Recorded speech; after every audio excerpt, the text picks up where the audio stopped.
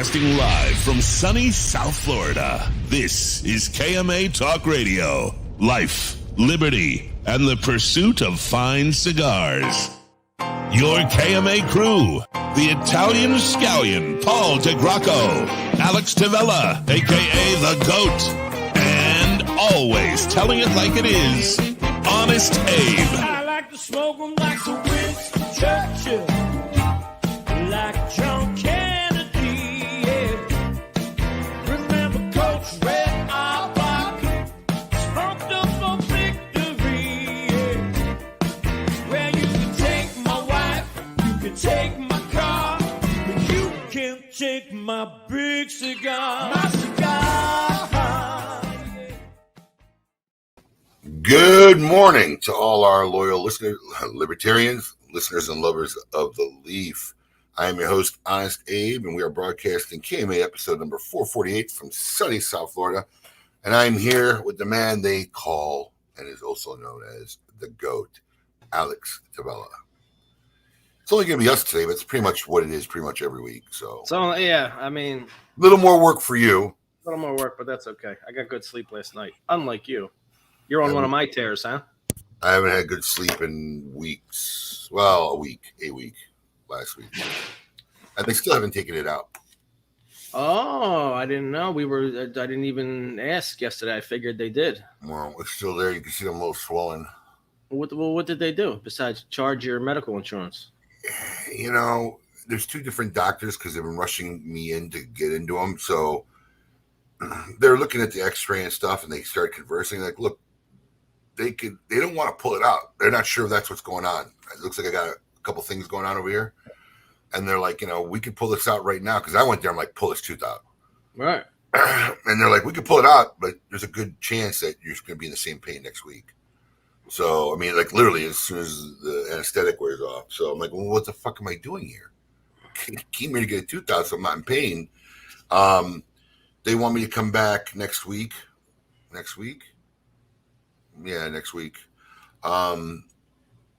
They need to do exploratory stuff to see what's really causing the pain before they start yanking and pulling and doing root canals or whatever. So, really, yeah.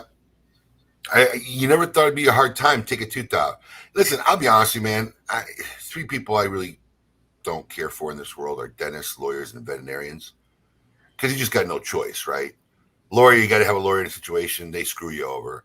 Dentists, they tell you what they're going to tell you. What are you going to say? No. And especially when you're in pain. Right. If you have the same problem, go to three different dentists. They'll all give you three different scenarios, what you need done, have to have done.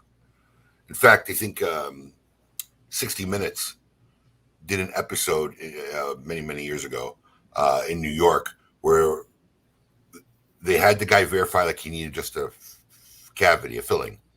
He went to like 7 different dentists, and the prices ranged anywhere from like $250 to $4,000 worth of work. Right. Everybody had a different thing for the same problem. I feel like for guys like me, you can add mechanics to that list because I don't know shit about cars. Whatever they tell me is actually mechanics is another one. But since I've had the business and I lease, I've never had to deal with that. That problem has disappeared out of my universe, thank God. But also in Florida, definitely the AC guy. The AC guy, because there's I mean, it is what it is, and you're not living without AC. So whatever he tells you is what it is. And when the vet says your dog needs this, what are you going to do? Right. Hey, Bowser, how you feeling? Dog's not telling you shit. You're doing whatever the doctor tells you. Yeah, I've been in situations where I've spent more on a surgery for my dog than I actually spent on the dog. So I know how that goes. Or you do more for yourself. Right. So, so I took my wife, who's probably like a dental intern. She's got like perfect teeth. She spent so much time. She does. She spent so much time in her life in a dentist office. So she actually was like corresponding with them while I was just sitting there trying not to get frustrated.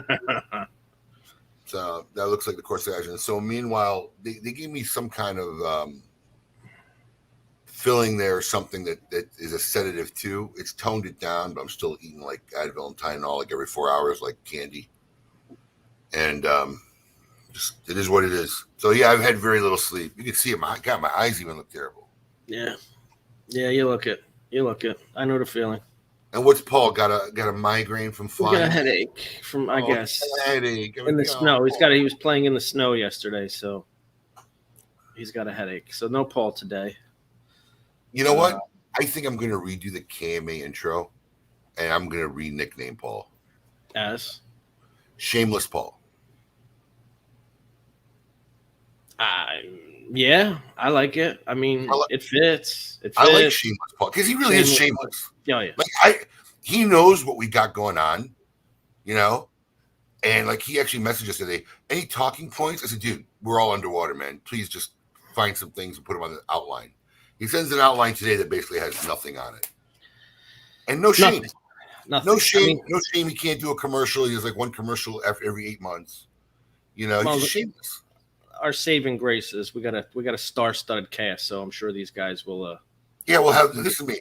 We'll just log off and let them do the show. And let them do the thing. Yeah, that's the plan. That's the plan. No, I think Shameless Paul because he has no shame. There's no way I would have called in about a migraine today.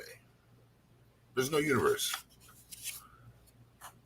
From home, no less. From home. It's not like he had to go anywhere. The lights hurt his eyes.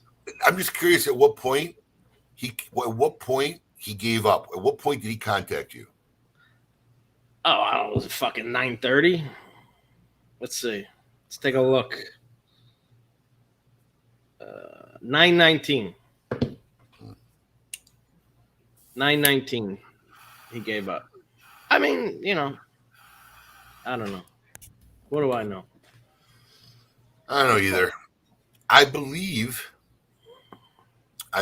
as of yesterday or today, all the virtual boxes have gone out. So I think all, you know, and it's really funny. You should see all the people freaking out because some people started getting theirs.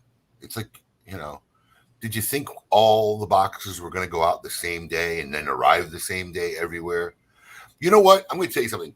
Events like the Great Smoke truly bring out the children in people. You know, whether it's the giddiness or the, you know, just insanity of expectations. It's the FOMO, man. It's the FOMO. You really see the child of people come out during these types of events. What order do the boxes go out in? I see people getting there. My favorite answer was priority. Yeah, I mean, seriously, they all started freaking out. Probably got 100 emails this week. Where's my package? I see people getting them. Blah, blah, blah. So it's mind-boggling. But as of today, they should all be out, and you know, hopefully by the end of next week, everybody should have them. A little surprising, we haven't seen as many videos. I haven't been on social media, to be honest with you. I haven't been much, but I haven't seen. You know, it's funny. I've seen a couple photos. But everybody is a little bit cautious, doesn't want to get yelled at by the guys. Funny is, which is another whole thing. Right. I've seen more pictures of just the box being delivered than what's inside it. But what's funny is the cigars have been listed since November. And pictured. And pictures. There's no surprises of what's coming in the box. But still, you know, I don't blame them. There have been many incidents of Cigar of the Months getting released too early. So you know, I don't blame them. I got my box, and when you get yours, you can see, I guess. But it's part of the fun. You know, people want to see it. Let it out. Send your pictures. Post them. I want to see it. To be honest, I want to see it. Right. I haven't seen it all together. You know. Right. I've seen it all in little chunks. Maybe we'll do a contest. Best picture. Oh. Best TGS picture, and then we'll do the raffle in June or whenever we remember to. Right. So raffles. I like how he puts himself down as a talking topic. Paul freezing to death in New York.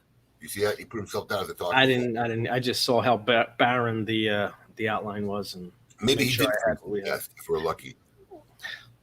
No, just a migraine, unfortunately. Enough to be alive, but not enough to finish. Didn't he text us about the outline yesterday? Yeah, he wanted to know if there was any talking points we wanted to add.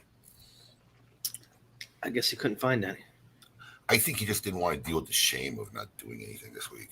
No, because he's shameless. He's shameless. There is no shameless shame. Paul. There is no shame. There's no shame.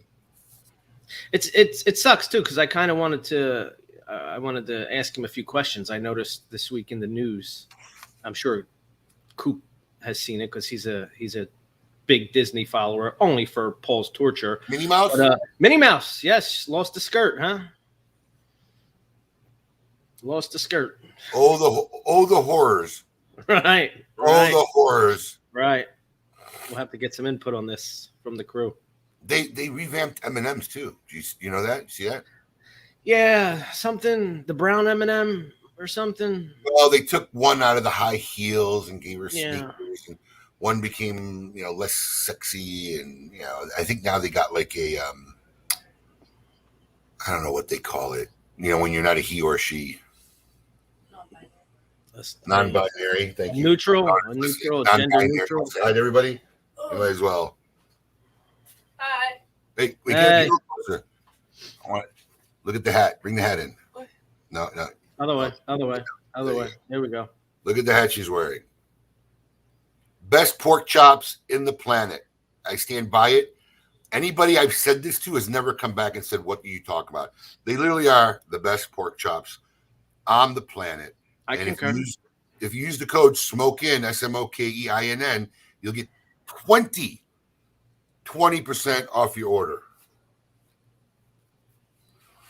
Good guys over there. They wanted to do a feed the party, feed your party promotion for the Great Smoke. I just ain't gonna lie, we hadn't had time to really We don't have time. dig it up and get the video done and put it up there. We've just been so behind the eight ball. But they were still cool, man. They're like, listen, that smoking code is good. Just tell your customers. So if you're a smoking fan, KMA fan, Great Smoke fan, you're watching our show, you want to get the best pork chops on earth, go to Feed the Party, use the code SMOKEIN, SMOKEINN. That'll get you, it's not chump change, it's 20% off. So she is Brandy's twin in many more ways than you believe, too. In many more ways than you believe. That was funny, Eric Guttormson. We should get these guys on. They got funnier comments than we are in the thing. Some of them have nuts, some don't. That's pretty funny. That is true. That is true. All right, should we meet our makers of the news? Yeah, let's meet the makers this week. This should be an interesting show. I want all of you to get up out of your chairs. I want you to get up right now and go to the window, open it, and stick your head out and yell. It's time to meet your maker.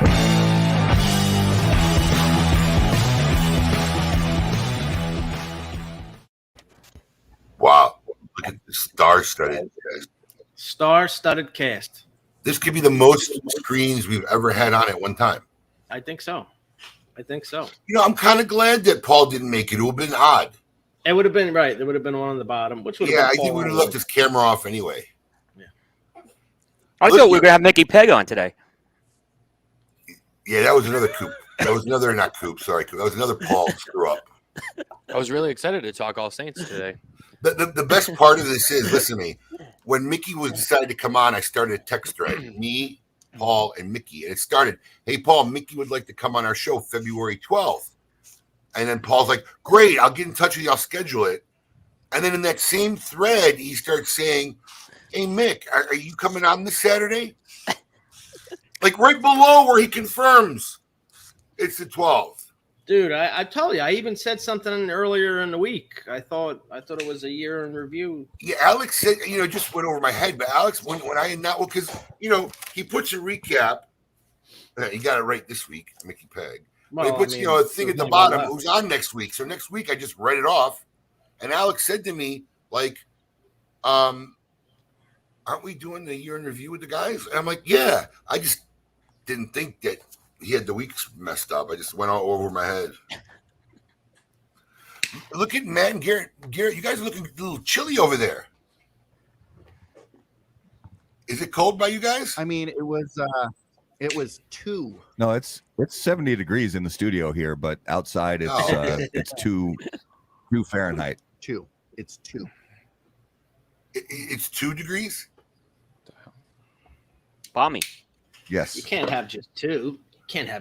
Only 2. Bommy Movie, too. Anybody? It was Anybody? minus 16 when we flew to TPE. Movie reference? Nobody? Damn it. Now, everybody in this room went to TPE except Coop, correct? Correct. Correct. Interesting. We were there. You feel left out, don't you, this year? No, Yeah, no, I missed everyone out there. Oh, I heard the remorse in your comments last week. Well, I mean, Right. I don't lie. I said I probably should have went. But I'll say this, I'll just say it right up. I still think PCA on its worst day is still more impactful than TP on its best day. I haven't seen that yet. That's one to start with. Oh, yeah, that is a good one to start. So let's start with the man who had to wake up the earliest, but was on here the first. And that's Master Sensei himself. Eric from Cigar Dojo. What do you think about that comment he just made? Well, I mean, I guess it depends on how you would define impactful. I mean, I guess as far as the premium cigar industry goes, new releases, news, all that kind of stuff. Yeah, the PCA is still way more impactful. Coop's right about that. And from Coop's perspective, being like more focused on news, he's 100% right about that. TPE, on the other hand, it's still like a real trade show. You know, there's buzz and excitement. It's more, getting together, people talking, laughing, having fun. There's not a lot of new product, but it's a great event. It's shorter. So, for us, being the dojo, that we don't really focus on news that much. We're more like lifestyle kind of stuff. It was a great show. But I think Coop is probably right when he says that. Matt? Sorry, Tobacco. We got a lot of names out. We got a lot of names in the room. I hesitated. No, I mean, I would agree. I think PCA is still the number one show. I think it's the bigger show, the more important show, especially considering what it's mostly for, which I think some people forget sometimes. TPA is definitely like Eric was saying, it's still a legit trade show. Talking with some manufacturers who both went and didn't go this past week. The general consensus is that the show is going to continue to get bigger and more involved. You'll probably see a lot more manufacturers as the years go on. Just the cigar section, although it's a section of the entire trade show with all the plus side of the Tobacco Plus Expo. I think you'll see that cigar section continue to grow and get bigger. I think as it gets bigger, more and more people are like, all right, let's get in on this. It's kind of what I feel from conversations I've had with some manufacturers. But I still, I still feel that PCA is still, that more for our industry, more important show. I feel like you were there for the extended stay, Matt. Were you there? So did you get hung up? I mean, I feel like everybody was home and you were still taking pictures at the Venetian. So at PCA or at TPE? Because I did both technically. But at PCA, that was also our engagement celebration. So that's a little different. TPE, I mean, the storm came up here into the Northeast, and it was either do we leave TPE early or do we wait it out? And so we were waiting, and then the airline was like, hey, so that flight on Saturday ain't happening. So you could move it, no charge. And I was like, fuck it, let's stay longer. I mean, I'd rather stay and get the whole show than leave early. So, yeah, I spent Championship Sunday in the sports book betting on Chiefs and the Niners. And I lost all that money. Came out ahead, huh? Well, here's what I'll say about TPE. Between the two, TPE doesn't have an identity crisis. They're growing. And I am not in any way minimizing the importance, the amazing things that the PCA does whatsoever. I just know that PCA clearly has been going through some changes, from identity crisis, and that is causing obviously some bigger manufacturers and retailers to balk. While TPE, I don't think is necessarily a replacement, or people are replacing PCA with TPE, but it is making an impact on the industry. We saw that with the release of several brands that many of us weren't expecting to see at the show. So I mean, this is supposed to be a year in review show. We're talking about the TPE, which is this year, but it's a good topic. It's a hot topic. So I got you guys 4 on. So this is actually good because look, I'm a traditionalist. So even though I'm not thrilled with the direction and the accomplishment and maybe some of the things that the PCA is doing, I'm just still. I don't think our industry should be the plus of an expo. I Because agree. that's what we are at the TPA. We're the plus. I mean, let's be real. It's the smallest section. Well, we're the plus. I mean, we're the add-on because it really wasn't made for us. Yeah. And then also, I think in the eyes of governmental regulation and trying to continually say that we're not part of that industry, right? And because that's been the basis of our argument from day one, right? We're not mass market. We don't go to children's. Our stuff is handmade, whatever. And yet then we affiliate ourselves in an expo that's pretty much for that kind of stuff. For me, my universe would be simplified if there was just one trade show.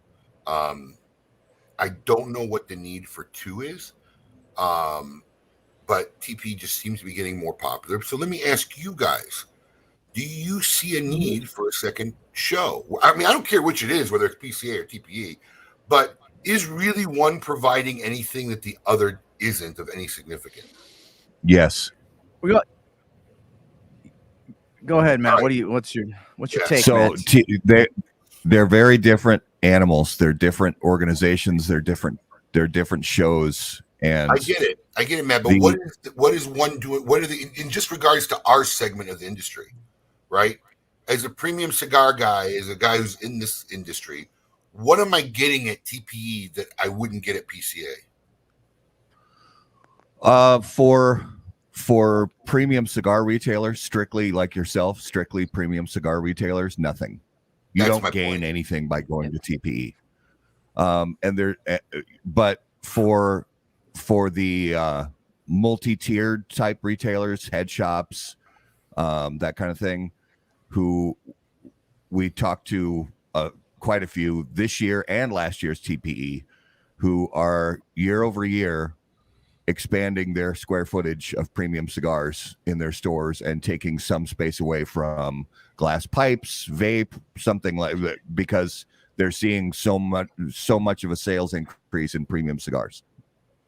Yeah, Matt's making the great point, because you have a ton of stores. I won't mention any names, but some big, huge chains that are known really well in the cigar industry, and they, premium cigars represents about the same footprint in their stores as premium cigars do in TPE. So they can go to TPE and buy everything. For them, PCA isn't probably a great show. It's just premium cigars.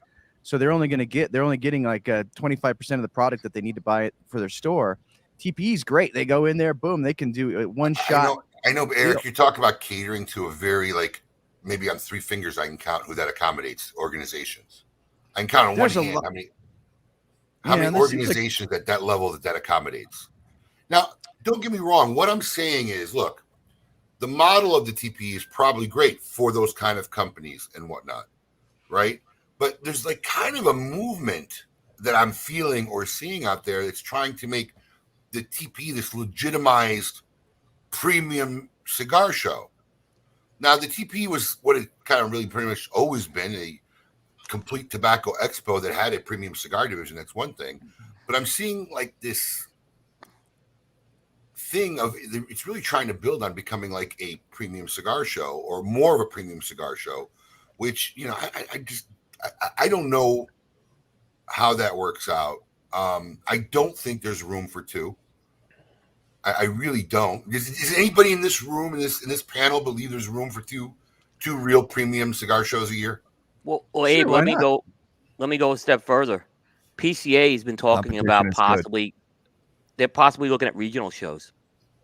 So PCA is thinking, which I don't agree with them going with that approach, by the way. So they're talking about doing. Wait till 1 year of doing the logistics of putting that together. I don't think they'll be on the same scale, but your point, Abe, 100% right. And here's the other thing that TP hasn't addressed, and they're growing as a show, but they have the same problem that PCA has, and no one beats TP or the manufacturers about. They should say they're getting the deals are being offered, just like PCA. So eventually, I think that's going to come up and bite TPE as it grows. It's going to reach a point where you know what, they're going to be battling the same issue of the manufacturers offering these deals. In response to Kevin Sheehan, I don't think I need to attend the TPE to speak about it, because I'm not speaking about its performance or operations or how it was in an event, because then I would have to be there. I'm speaking about philosophically the necessity of another show. So no, Kevin, I don't need to go there to talk about what I'm talking about right now. I just want to think out loud, just as a layman, real quick. I mean, from a manufacturer standpoint, right? Wouldn't TPE give me the better exposure to people outside of? Depends what kind of manufacturer you are. Why? Padron doesn't want their stuff in a lot of those kind of stores. I'm pretty sure probably, you know, there's a lot of guys who don't want their product on that level store and in some of those level stores. Well, that's, yeah, but they don't have to open those accounts. But then the same guys that are, you know, jerking each other off at the PCA can get those same TPE deals, or what they do or don't do. I don't know. I'm just, from a exposure standpoint, seems like maybe I can get some of those outliers who are not necessarily going to be at the PCA. From a manufacturer standpoint, coming from a layman, I've never been to a trade show. I don't know. You know, 10 to probably even 5 years ago, many of these C shops were purely wholesaler only. That's where they were focused, is getting their cigars from wholesalers. And now we're starting to see them expand their humidors, get more involved in the cigar industry. And I have to ask the question, why is that a bad thing? And why is the TPE, you know, questioning whether the cigar should be such a big part of that, when this is a great thing for our industry? I think this is a place where not our normal demographic gets introduced to premium cigars. It is a totally different demographic than the PCA. It's a different show altogether. And I think it's reaching an audience that wouldn't normally be reached in other avenues. And for these C shops to go directly to manufacturer, I think is a huge win, instead of using wholesalers. I mean, think back even 5 years. Can you imagine a head shop having an in-store premium cigar event for a brand? That's happening now. We've been to them in multiple states at these types of shops. I cannot imagine that happening 5 years ago. Maybe 5, definitely not 10. Now, to Garrett's point, what's really cool is, you know, they had this big industry party. So you have all these, you know, different representatives from these different types of products, right? Thousands. I don't know how many people were there, 1,000, whatever it was, but the entire party is sponsored by Drew Estate. It's like we were representing the industry, the entire trade show. Our little portion, premium cigars, we were the ones. It seemed like we were almost like hosting all these people. It seemed like great exposure. Yeah, well, and to add, well, sorry, I was just going to say, Drew Estate is probably one of the people in the premium cigar side who's most penetrated in the C stores. Right. You know, they got cigars at Costco. So, I mean, it's not that they're not that foreign to the whole C and B store market. What was interesting about that party, though, too, and I think Matt and Garret talked about it when they were on with Coop last week. Someone brought it up. I can't remember where it got brought up, but at that party, you know, Drew Estate obviously did sponsor it. They're handing out Acid 20s, Undercrown 10s, and it wasn't just the cigar industry at that party.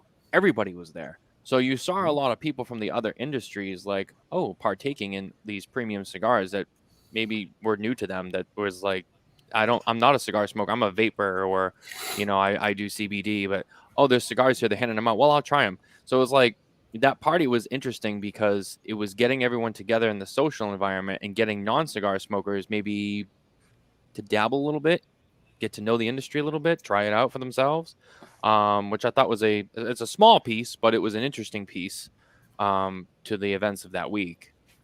I mean, don't get me wrong. I'm not anti-TPE, if that's what anybody here is getting out of this conversation at all. I just don't believe this. Look, most big industries, and we're not a big industry, premium side, without a doubt.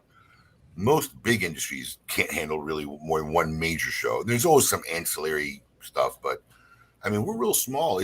My argument is there really room for shows that are 4 or 5 months apart that's catering to the same audience and wants to? I don't know. I don't think so. I'm never going to go to catering to the same audience. What? They're different audiences. Yeah, I agree. They're different audiences. There are some overlap, but the demographic and they're totally different. I get that, and they've always been different. But what I'm saying is that it's slowly evolving into more and more of the same audience. So while they're going after this audience, Abe, right? This is my point. They're going after the premium cigar side. So look, in essence, you're going to have 2 premium cigar shows, but one has other stuff there. My question is just from the premium cigar side, because at the end of the day, that's all I worry about. Yeah. Right? I don't give a shit about the other shit. I don't. I mean, nothing against it. It just doesn't affect my universe. I don't partake in that kind of stuff. I don't sell that kind of stuff. So it doesn't directly affect me in any way other than legislation, which we'll talk about in a second. But is there enough to support it? I personally don't think so. I'm always going to go to one show, and it's going to be the show that's most beneficial for my organization, whether it's the TPE or the PCA. If I go to any at all, I can't see myself going to more than one of them a year. I don't need the party and the write-off. What was that? So let me ask you this. What if we start to see the trend of TPE being more popular to release new lines, and we start seeing show deals at TPE and PCA? I just started saying I'll go to the one that I feel is the most beneficial to my organization. That's the one I'll end up going to. I mean, look, I partook in TPE shows. I had to leave my office. So, I'm not going to do 2 trips a year. But on a legislative note, as a guy who spent time walking the halls of DC relentlessly and most time in vain, do you not? I mean, because look, this affects my livelihood more than it affects your livelihood. Every time we have some stupid government regulation or we get lumped into some bill, it's directly going after that other market, right? Mm-hmm.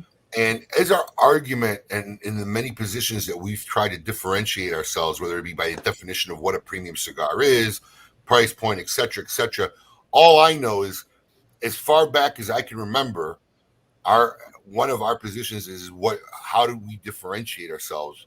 Because we keep getting lumped in when other segments of our industry get attacked. Does not our involvement in the TPE as a premium cigar industry directly conflict with that mission statement? Abe, the industry's selective on this, is what I'll just say. Just remember, I know some don't care, like alternate, but that have businesses on both sides. But they always say it's not them, right? Think about it, but it's selective, right? Go back 4 or 5 years ago. These folks were at the PCA trade show. We had alternatives at the trade show. Everyone wanted them out, right? So, and the PCA, I think, wanted to separate from them. So I give the PCA credit for separating. But a lot of these same companies, right, that are maybe want to separate from this other stuff, what do? They're doing other things to throw in the face of the FDA right now. And that's come up a lot this week. And, with the whole food cigars and characters and stuff like that. So it's kind of, I think these companies are very selective on this when it comes to this. I understand these companies. I want all 4 of your personal opinions on this.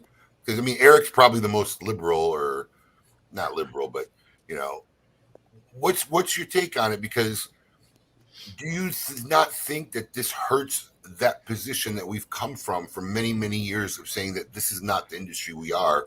We're a different industry. Yeah, I would say that what you might call my position as being liberal, I would call it. That was a little bit of an overextend. Sorry. I would call it a conservative position, in that we, as an entire industry, the tobacco industry, that includes any tobacco products, should be banding together to fight the FDA. I don't like this idea of, well, let's not associate ourselves with this tobacco product because we think that the FDA doesn't like it, and if we're associated with it, it'll hurt our cause. We should say, screw that. We're fighting for freedom and liberty regardless of what the tobacco product is. We give these battles away too easily. It's like, oh, flavored cigars, PCA, flavored cigars. Let's just push flavored cigar. Well, guess what? All the retailers out there that sell a zillion acids, they're going, what are you talking? Why aren't you fighting for this? I sell more acids in my lounge by far than any other product. And you're just going to throw that away because you're worried that the FDA is going to lump that in. And now maybe if we just keep it premium cigars, we'll be okay. And if we just keep it this pure thing. Eric, well, so historically, big tobacco has literally fought against stuff that would benefit premium cigar industry. So I mean, that I think the problem, in a utopic sense, why can't we all fight together? But at the end of the day, these are two distinctly separate types of industries that have interests that doesn't always align. I think that's the problem. The other problem is that you have to remember one of the main issues and standing points that the tobacco industry gets attacked and has been attacked, the laws have changed it, is how it's directed to the youth and marketing to the youth and getting young people on tobacco early. Well, one of the differentiating factors for premium cigars, which is now getting more and more blurred over the years, is look, you can walk into a 7-Eleven, as an 8-year-old, get a Slurpee and then be exposed to a whole bunch of tobacco, right? But 7 and 8-year-olds aren't walking into premium cigar shops across the country. Our product, honestly, for the most part, until a lot of these packs that are being developed, and now it's getting more and more blended, which once again goes against that principle. But our product, say 10 years ago, kids were not being exposed to our product on any level. And that was a very strong differentiating factor as far as when I sat in senators' office trying to talk about how premium cigars don't fall into that area of exposing underage people to our product. But that's now getting blurred too. I mean, all of these products have age restrictions wherever you buy them. I get that. What I'm saying is that because just like think about the PCA show, like it wasn't that long ago. There was vape products, there was hookah, there was all this other sort of stuff. Yep. And that show was a vibrant, bustling show with tons of people attending, and it was fun. As soon as they cut that out, as soon as that ended and it just became the premium cigar guys, the show has been dying ever since. So this is an interesting point then Eric just makes that I'll open up to the other three guests we have here. Eric feels that the PCA should just be open to all industries of tobacco like the TPE, right? You feel they'd be better off for that, right, Eric? Now, I would say CBD and that kind of stuff, which isn't really. Well, where do you draw the line now? It's not tobacco. I draw the line at tobacco. I draw Eric's the line right. at tobacco. No, Eric's Tobacco. right. I mean, you got hookah tobacco, but then you got these gummies and CBD and Delta 8 and Kratom and all that other crap. That's not tobacco. That's not tobacco. So I agree with Eric on that one too. It seems like such an easy line to make, right? Like you have tobacco and you I have think not there's, tobacco. We need to. Yeah, we need to. I mean, I think everyone on this panel would agree that you can't tax away moral decisions. And that's what government is trying to do with, cigarettes or anything else that they're trying to regulate is by taxation. And that is just, in my opinion, bad legislation. And do we have a lot of common allies in that? Yes. Do I think they should all be in the same show? Not necessarily. And so while we, yes, have a lot of brothers and sisters who feel like our fight is against this, let adults be adults and we should all enjoy what we can enjoy. But to be specific, I think the fight for premium cigars is different than the fight for other tobacco products. That being said, I do think that there can be some, you can join in some efforts there, but at the end of the day, it's politics, and who you buddy up with doesn't always work in Washington. So here's a perfect example. They're two distinctly different products. So there was a time where they were trying to tax by weight. So to give you an example, if you're trying to tax by weight, the mass market industry loves this concept, right? Because every one of these is probably 10 of their cigarillos or the smaller cigars, which they mostly dominate, sell machine-made, later weighted product. So obviously that would adversely affect the premium cigar industry way more. So, and this is the problem where we get into fights because they're two distinctly different products. And when taxation really, and just so anybody out there who listening doesn't know, the premium cigar industry is probably less than 2% of the overall tobacco industry, or right around 2 or 3%. I'm sure Matt Ty is going to correct me here. I see him doing the math in his head. No, it is it's 1.019% somewhere So in not that even neighborhood. not even close to 2%. So yeah, I've always heard it's less. What we sell this is less than 2% of the whole tobacco industry. Just to put this in perspective, we are nothing. I mean, as far as the whole relative tobacco industry is concerned, and we are probably without a doubt the poorest segment of the tobacco industry.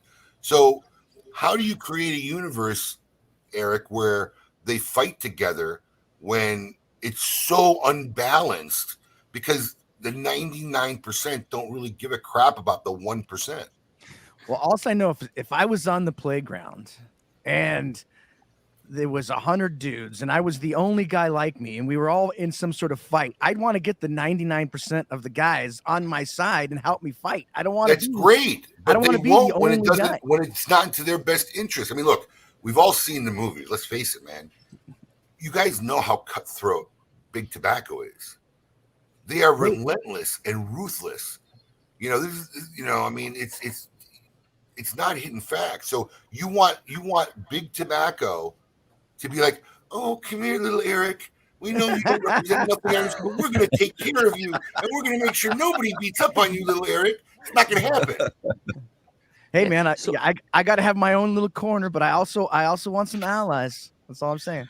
Abe, go back to your point on the two shows, right, for a second. I think this ties into what you're saying. You got to understand PCA, okay, as an organization, they made a strategic decision a few years ago that they're separating from this stuff, right? So in reality, that's why that stuff's not at the show anymore, right? I think that's the main reason, and they were willing to kind of sacrifice, which I think Eric made a lot of valid points. It did add a lot of energy to the show, but they made that sacrifice there. I think bad for the show, bad for the show. Fight. But how stupid would they have looked if they had continued to have those types of things at the trade show when I think they had to make that separation because there was a point we were reaching where we had to do that for survival. So I think that was important. Now, the other point is they still, a lot of the same companies are turning around now and going to TPE. And that's why I'm like, well, I don't quite understand it. Either you're on one side or the other, The dollars. Yep. Can I dollars. Yep. It's very hard to make philosophical and moral and long-term decisions when there's money involved. Alex, I know you look like you've been trying to squeeze something in. Yeah, no, I just maybe a philosophical thought. I still look at cigars as a luxury product, right? Among other luxury products that we think of out there. And when I think of shows, right? Like, Louis Vuitton doesn't do a fashion show featuring Target's line within their fashion show. Yep. Because it dummies down the brand. Now, I understand we can find, these cigars in the gas stations and whatnot of the world that we also find in these luxury shops. But, I can also find a polo shirt at TJ Maxx, but I'm not going to find a TJ Maxx brand in the Ralph Lauren store. So, I mean, mixing this group, does it kind of dummy down the image of cigars as a luxury product? Is that what we want? I don't know. Unfortunately, Alex, I see some in a way it does if the government's trying to make clothing illegal. Can I make a point too? I was thinking about this after. Oh wait, Coop. Go ahead. Coop had a point. Okay, what I was to say is, look, and if I start calling names out, it's going to really create a shitstorm. But that's what you're known for, though. But I'm not going to do it in this case. There are companies that I see positioning themselves as luxury products, and then they turn around and they put cigars out with like foul language and stuff. I don't get it. So it's like, what are you trying to do here? I mean, you're either going to play in one market or play in the other. But you can't put the same stuff on the same shelf, is what I'm saying. Matt, what were you gonna say? So I was thinking about what No. Eric was saying earlier about how there's the tobacco products, there's stuff at TPE, right? That's actually in no way, shape, or form a tobacco product, right? Like the CBD and the Delta 8 and all that other stuff. At some point, I think we all know marijuana becomes federally legal in the United States. It's not a question of if at this point. I think it's just when. I'd be curious to see when that happens, and Is much that more. tobacco? What? Is that tobacco? No, it's not. Okay, I'm just asking. No, I know, but that's kind of the point. Like, so when that happens, and much more can be done with that, right? Who's to say there can't be a separate show for marijuana, and CBD, and Delta 8, and all that other stuff that is not tobacco, to your point, Abe, in its own realm, and the tobacco stuff, even if it's just cigars and hookah and machine-made stuff and whatever that actually is tobacco, can remain at TPE. It's just tobacco, and all that other stuff can have its own show and kind of help further differentiate that blurred line that's been kind of talked about here today. With you have tobacco here, and you have you have cigars, and you have this, but then you have this other stuff that's really not tobacco too, and it all gets lumped into one show. Well, you bring in a great point, because I have no idea what this horizon is going to be once and when marijuana becomes federally legal. Because right now they've just gone unscathed because the federal government doesn't want to deal with it. Yeah. Right? They really have no federal government regulation or interaction. So who knows what door that's going to open if it does ever become federally legal, as far as how involved they're going to be, how regulated they're going to be. Because right now we say, nobody goes after I think people miss that point. I mean, if you think we have issues with FDA and regulations, wait till marijuana is federally It's going to give it's Alex, going to make our problems look minimal compared to the stuff that they're going to bring down on that industry. Alex, you're right. And here's the thing: the FDA is going to be looking for more things to do. What better way, they could just tackle this whole marijuana thing. So right now it looks like, hey, it's a double standard, but believe me, it's coming. Right? They're not going to let that lie. Is what I'm saying. The FDA. That's what the bane of their existence. Yeah, they're not just going to not regulate it. Yeah. Jay Davis, marijuana is a darling of the government, only in the sense that the government sees the billions and trillions of money they can make off it. That's why it's the darling of it. 100% right. It's all about money. They haven't geared themselves to tap into that money yet. But when they have the opportunity to say, we could start making money off of marijuana, just like any other thing else, the government's going to use the shit out of that. And when they collect more user fees from them than they can from the premium cigar industry, you'll suddenly see a prioritization happen with Right. So let me explain to you something. Well, Jay probably knows. He's a retailer. You should know, right? The user fees depend on your volume. Yep. If premium cigars is 1% of the tobacco industry and marijuana comes in, what do you think the user fees are going to be? I mean, they're going to have unleashed wrath on them. And not like in a bad way. They're just going to look at every way to make a dime off it. Yep. The only thing that I would say is if it doesn't, when that happens, if it doesn't really create a divide and kind of separate into the marijuana category, it would really be bad to see marijuana come in as its own to like TPE, because then it becomes the tobacco and pot show, and then that really kind of marijuana is so big they don't need to go to anybody's show, bro. Yeah, I mean that's true They're too. But going to have their own hemp show, man. Hemp show, 2023. Yeah, they would have. They would have their own Hemp trade Fest. show that would dwarf every other smokable products trade show. Yeah. As soon as they're allowed to be federally insured in their banking system, that industry is going to explode bigger than it is today, which is it's huge. But there's an article that came out. Does anybody know where they're storing all this cash? Because I'd like to know. It's a good point. I mean, they can't. They're not at my house. But seriously, I mean, this is like got to be hundreds. So they're either private, billions of dollars that they have to have in somewhere. I believe that's a whole industry that's popped up. There's like private security firms that are storing cash. So here in Massachusetts, marijuana is fully wide open, recreational, medical, as it is in Eric's home state of Colorado. Yeah, but you can't put the money in the bank. No, right. But what I was going to say was an article came out at the end of 2021 that Massachusetts had said for the first time since this has happened their tax dollars on marijuana exceeded the tax on alcohol. Holy is cow. Insane. Yeah. And that's not even, and that's just where we are today. Imagine 50 states. Wide open. And that's just state tax because there's no. Hey, wait, That was what? the state tax on marijuana versus alcohol. Marijuana overtook alcohol. Wait, which is you want to hear the beauty of all that, Matt? You'll still have freaking cities and states bankrupt. It's true. They'll find a way to steal and burn and waste the money. Sad but true. Yep. Sad but true.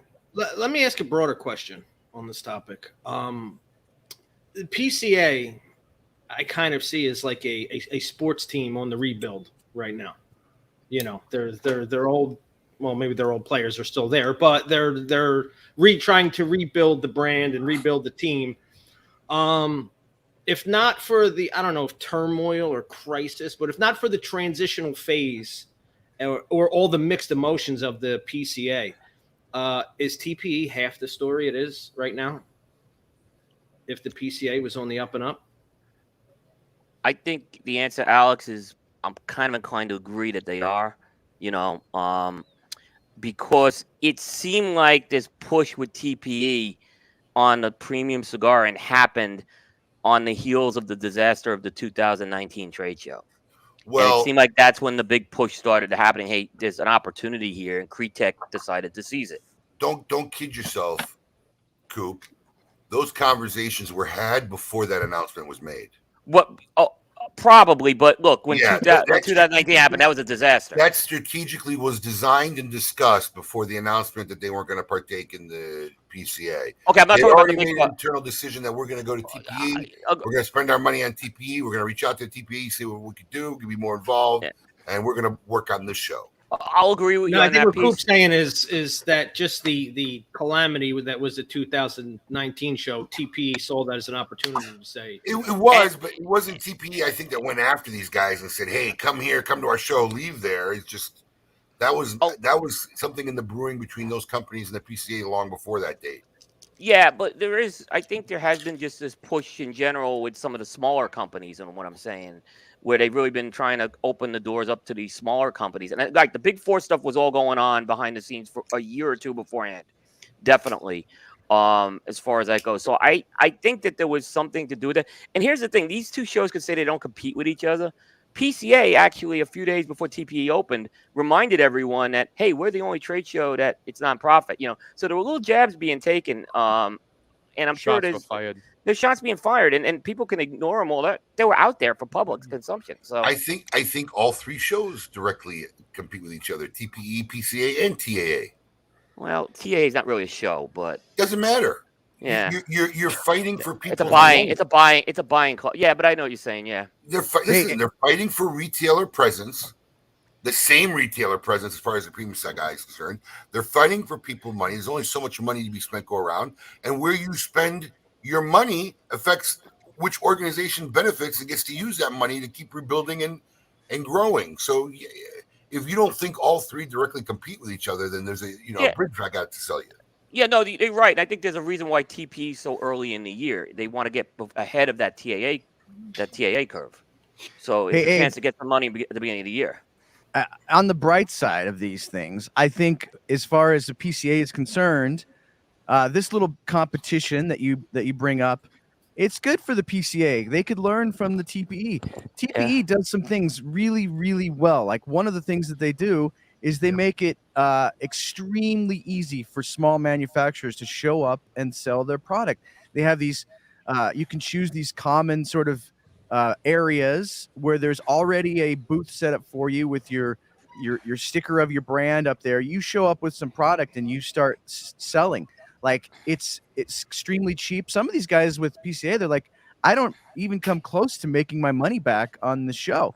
Whereas with TPE, I can just show up, start doing orders for a very, very small amount of money. PCA should look at that and say, let's do something like that. So competition is good, as we all know. And in this case, PCA should look at TPA and what some of the things they're doing and copy it. Well, in defense of that statement, Eric, some of the biggest problems in that venue is not the PCA, but it's the manufacturers themselves, right? For whatever reason, the manufacturers have got it in their heads that they can go to TPE without an ego, right? It's a no-frills show. They'll come with a smaller layout, smaller footprint. They don't care that it's much lower end looking. But for year after year and decade after decade, the PCA, they all keep striving for bigger footprints, more extravagant look. I know. Let those guys do that, Abe. Let those guys do that. But you understand, it's those same guys that go to the PCA with that mentality that go to the TPE and say it's okay. Because I don't know if in their head they're saying we're around a bunch of C stores and whatever. We don't need to look like this. But the same one that have really mega extraordinary looking stuff that they waste a lot of money on at the PCA will go and have a no frills booth at the TPE, which makes no sense to me. But that's fine. I'm just saying, if the PCA offered these things, I think some of these small companies would take advantage of it, and you'd see more companies at PCA. Where, like last year, I mean, we walked in, we're at the company party, or at the party, and we looked over at the footprint of the show, and we were like, "Wow, that's it! Like, that's the only companies that are here." Where's the rest of it? Where's the rest of it? It was like a ghost town. So based on that idea, Eric, and I want to ask you this and everybody this, do you think it's more beneficial for the PCA to have 10 small cigar companies that maybe have never been to PCA or have only gone once or twice? Is it more beneficial to the PCA as an organization to have 10 small premium cigar companies show up, or to have one of the big four show up? Well, I think it's in the long run, they're going to have 10 small companies, because otherwise there's not even going to be a show. Yeah. Right. It's going to be gone. There won't be a PCA if you keep losing these huge brands because they can't make their money back. Then, I mean, yeah, like money wise for that particular show, it might be better to have these massive booths for them. But in the long run, there won't be a PCA. So they have to have all of these manufacturers, all this choice, all this kind of stuff, so that more retailers come and say, hey, I can get like literally anything there. I got this new product, this new, drunk chicken cigar, whatever it is, right? Like you want to have that variety. You don't want to just go there and see, Altadis General, Davidoff, and Drew Estate. You need a lot more than that to make a trade show. Eric made a good point about the small booths. And you know what I noticed at PCA last year was there was a lot of these really small little brands that like were banding together and sharing like one booth. Like there was these sections of like a booth where there was 3 different little small manufacturers. And PCA has tried to kill that off. I was gonna say they've tried to kill that in the past. Yeah. Right. Oh yeah. Right. Yeah. I mean, but here's the question I say, and I'm going by what I saw 2 years ago, but I believe it was the same thing this year at TP. General like showed up with a card table, like for that booth, basically, right? They did it at TPE, this year. Okay, so if they showed up at a card table at PCA, I don't think it's going to have the same impact as if they showed up with their big booth. I just don't. I just don't think it's going to generate the same interest in that. So I don't know if it's if having these guys show up at a card table. I don't think is the answer either. No, but Coop, what I'm talking about at TPE, it's not a card table. It's a pretty cool. It's a cool like the Aganorsa HVC Crux. Oh yeah, I'm talking about Big Four though. I know what you're saying. I'm talking like a about little bodega. Yeah. Yeah. All right. Well, I think TPE levels the playing field a little. Yeah. I eventually think that there'll be one of the two for the premium cigar side down the road. I just don't see. I don't see one growing without at the expense of the other. I mean, for many years, the premium cigar was the premium cigar show, and TP was that other show. Right. And there's a reason why it was that way. And if TP becomes more of that show, then I don't see a bright future for the PCA. So that's just my personal opinion. That closes our TPE hour of KMA Talk Radio. What a panel we got today. We got all the guys, our friends from the industry, talking about stuff. We're going to hit other cool stuff and actually maybe talk about some of the stuff in 2021 after the break. And we're going to do a Name That Jam powered by Avo Cigars, which is going to be real easy, boys. I apologize. I didn't have time this week to pick some new songs, but we're going to have a lot of cool stuff in hour 2. Don't go anywhere. We'll be right back after this. Keep it lit. Surgeon General warning. Cigar smoking can cause lung cancer and heart disease. Currently available at your favorite cigar store, the Romeo y Julieta Reserva Real Nicaragua is another fantastic collaboration between AJ Fernandez and Rafael Nadal. Landing a #1 cigar of the year of 2020 by Cigar and Spirits magazine, the Reserva Real Nicaragua is handcrafted at Tabacalera AJ Fernandez. This Nicaraguan Puro is a medium to full-body cigar that is packed to the brim with flavor notes of leather, coffee, and red pepper, which pairs nicely with a spiced rum. Available in 4 sizes, Romeo y Julieta returned to prestigious form with the Reserva Real Nicaragua that should be enjoyed by all. Surgeon General warning: cigar smoking can cause lung cancer and heart disease. Hey, babe. Yeah? I'm almost out of wine and I want to order some online. Where should I order from this time? KMAWines.com, of course. KMAWines.com? What's that? What's that? What's that? Hold on a second. Let me show you. You see, KMA has teamed up with Bonner Fine Wines to offer KMA listeners a fantastic deal on a Malbec 3-wine sampler. You see, here is their famous Malbec grown at an altitude of 8,950 feet. 3 wines from the edge of the world. An old French Malbec variety no longer found in Europe. These 3 wines, 200 years in the making, yours, KMA listeners, for 53% off. Normally $130, but like I said, KMA listeners get 53% off. That makes it $69.99. So what do you think? I think we should order. I agree. And done.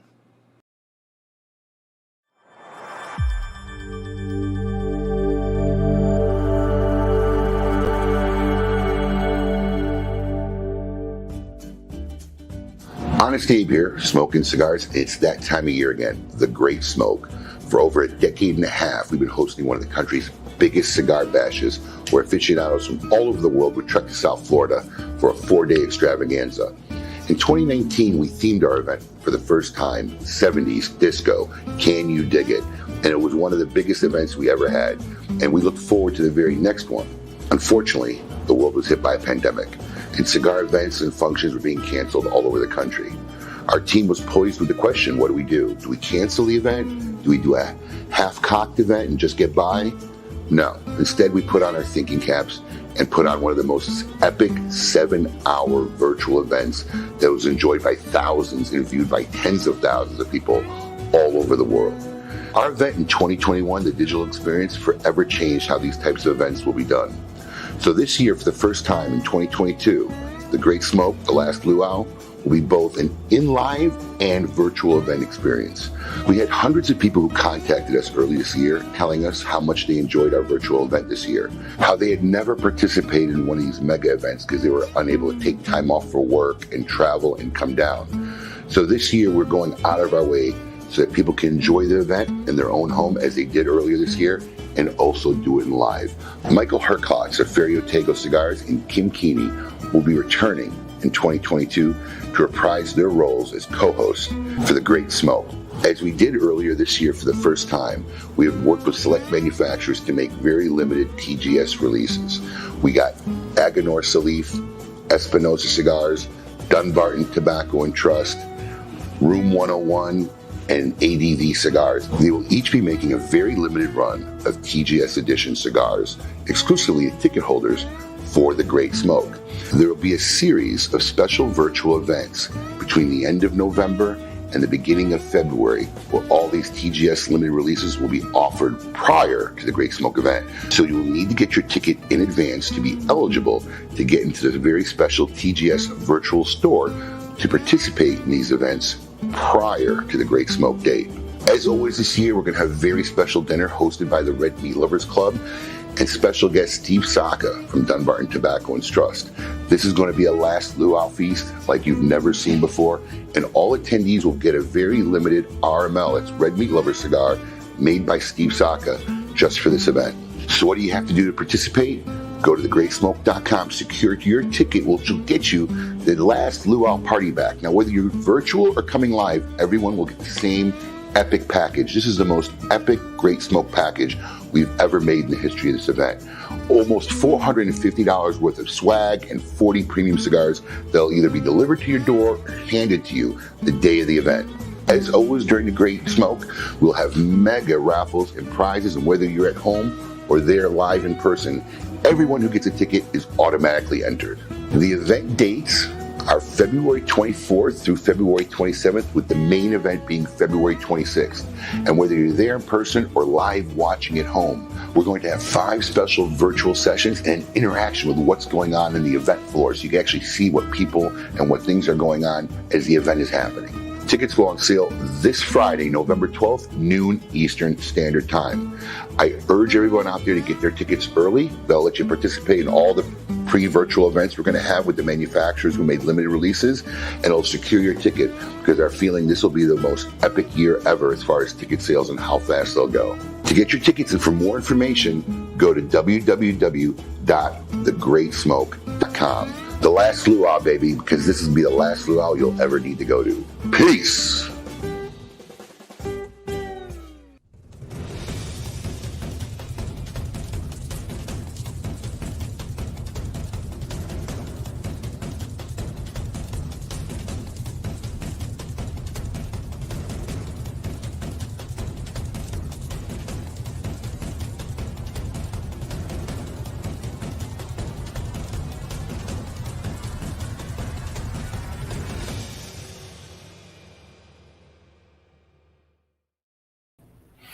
Welcome back, everyone, to KMA Talk Radio. I just got to tell you, I'm watching that video. I remember making that recording, and all I can envision in my head is me going back in time with a baseball bat and beating the shit out of me and saying, don't do it, Birch, don't do it both. That's the truth. No, bad idea.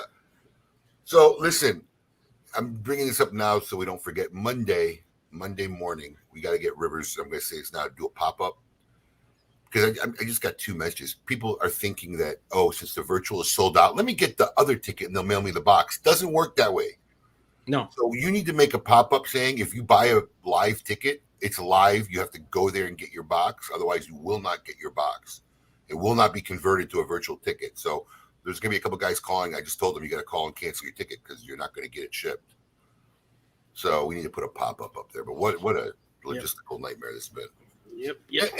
Most of the problems, honestly, are caused by people trying to finagle because they've missed out on it and now are trying to, let me just get a live box and I'll ask them to ship it. No, it doesn't work that way. The boxes are being made. The rest of the boxes are going to be taken by people. So if you ain't there, we're selling the ticket to someone who's coming there. Yep. Lovely. I swear I'd beat myself up with a bat if I can go back in time. Right there during the making of the video. Too late now. Anyways, we're on the road. We got a star-studded cast today. Made the first hour blow by like in a yes. 50. Let's bring them on. We have Master Sensei from Cigar Dojo. See if I get the right order. Stupid Coop, Matt Tabacco from Smoking Tobacco, and the boys from How About That Cigar, Matt Ty, and Garret. I just have to say one thing before we start. I'm highly jealous of all of you. I can see everybody behind the scenes when the commercials are running, and everybody got to do what I do not get to do today. Everybody scattered off to the bathroom or whatever they were doing, and I'm just here stuck with a pulsating bladder for the next hour. I had to fix my camera. I looked like shit. I gotta admit, I'm baffled at your timely bowel movements. Alex has like the bowel movements at the same time, and like it's literally every day. Yeah. So kudos to you guys who got to run. I don't get a bathroom break on my show. I have to hold it all in. I do too, but Alex is the GOAT, so he's mastered it. Yeah, I know, especially with this TGS commercial, gives me plenty of time. The difference with Cigar Coop, though, is they run like 3.5, 4 hours. So, I mean, that's a long time to hold a bowel movement. That is true. All right. So, before we get into all our good fun topics for hour 2, we're going to run a little segment called Name That Jam, powered by our good friends over at Avo Cigars. And let's prop that up, Alex.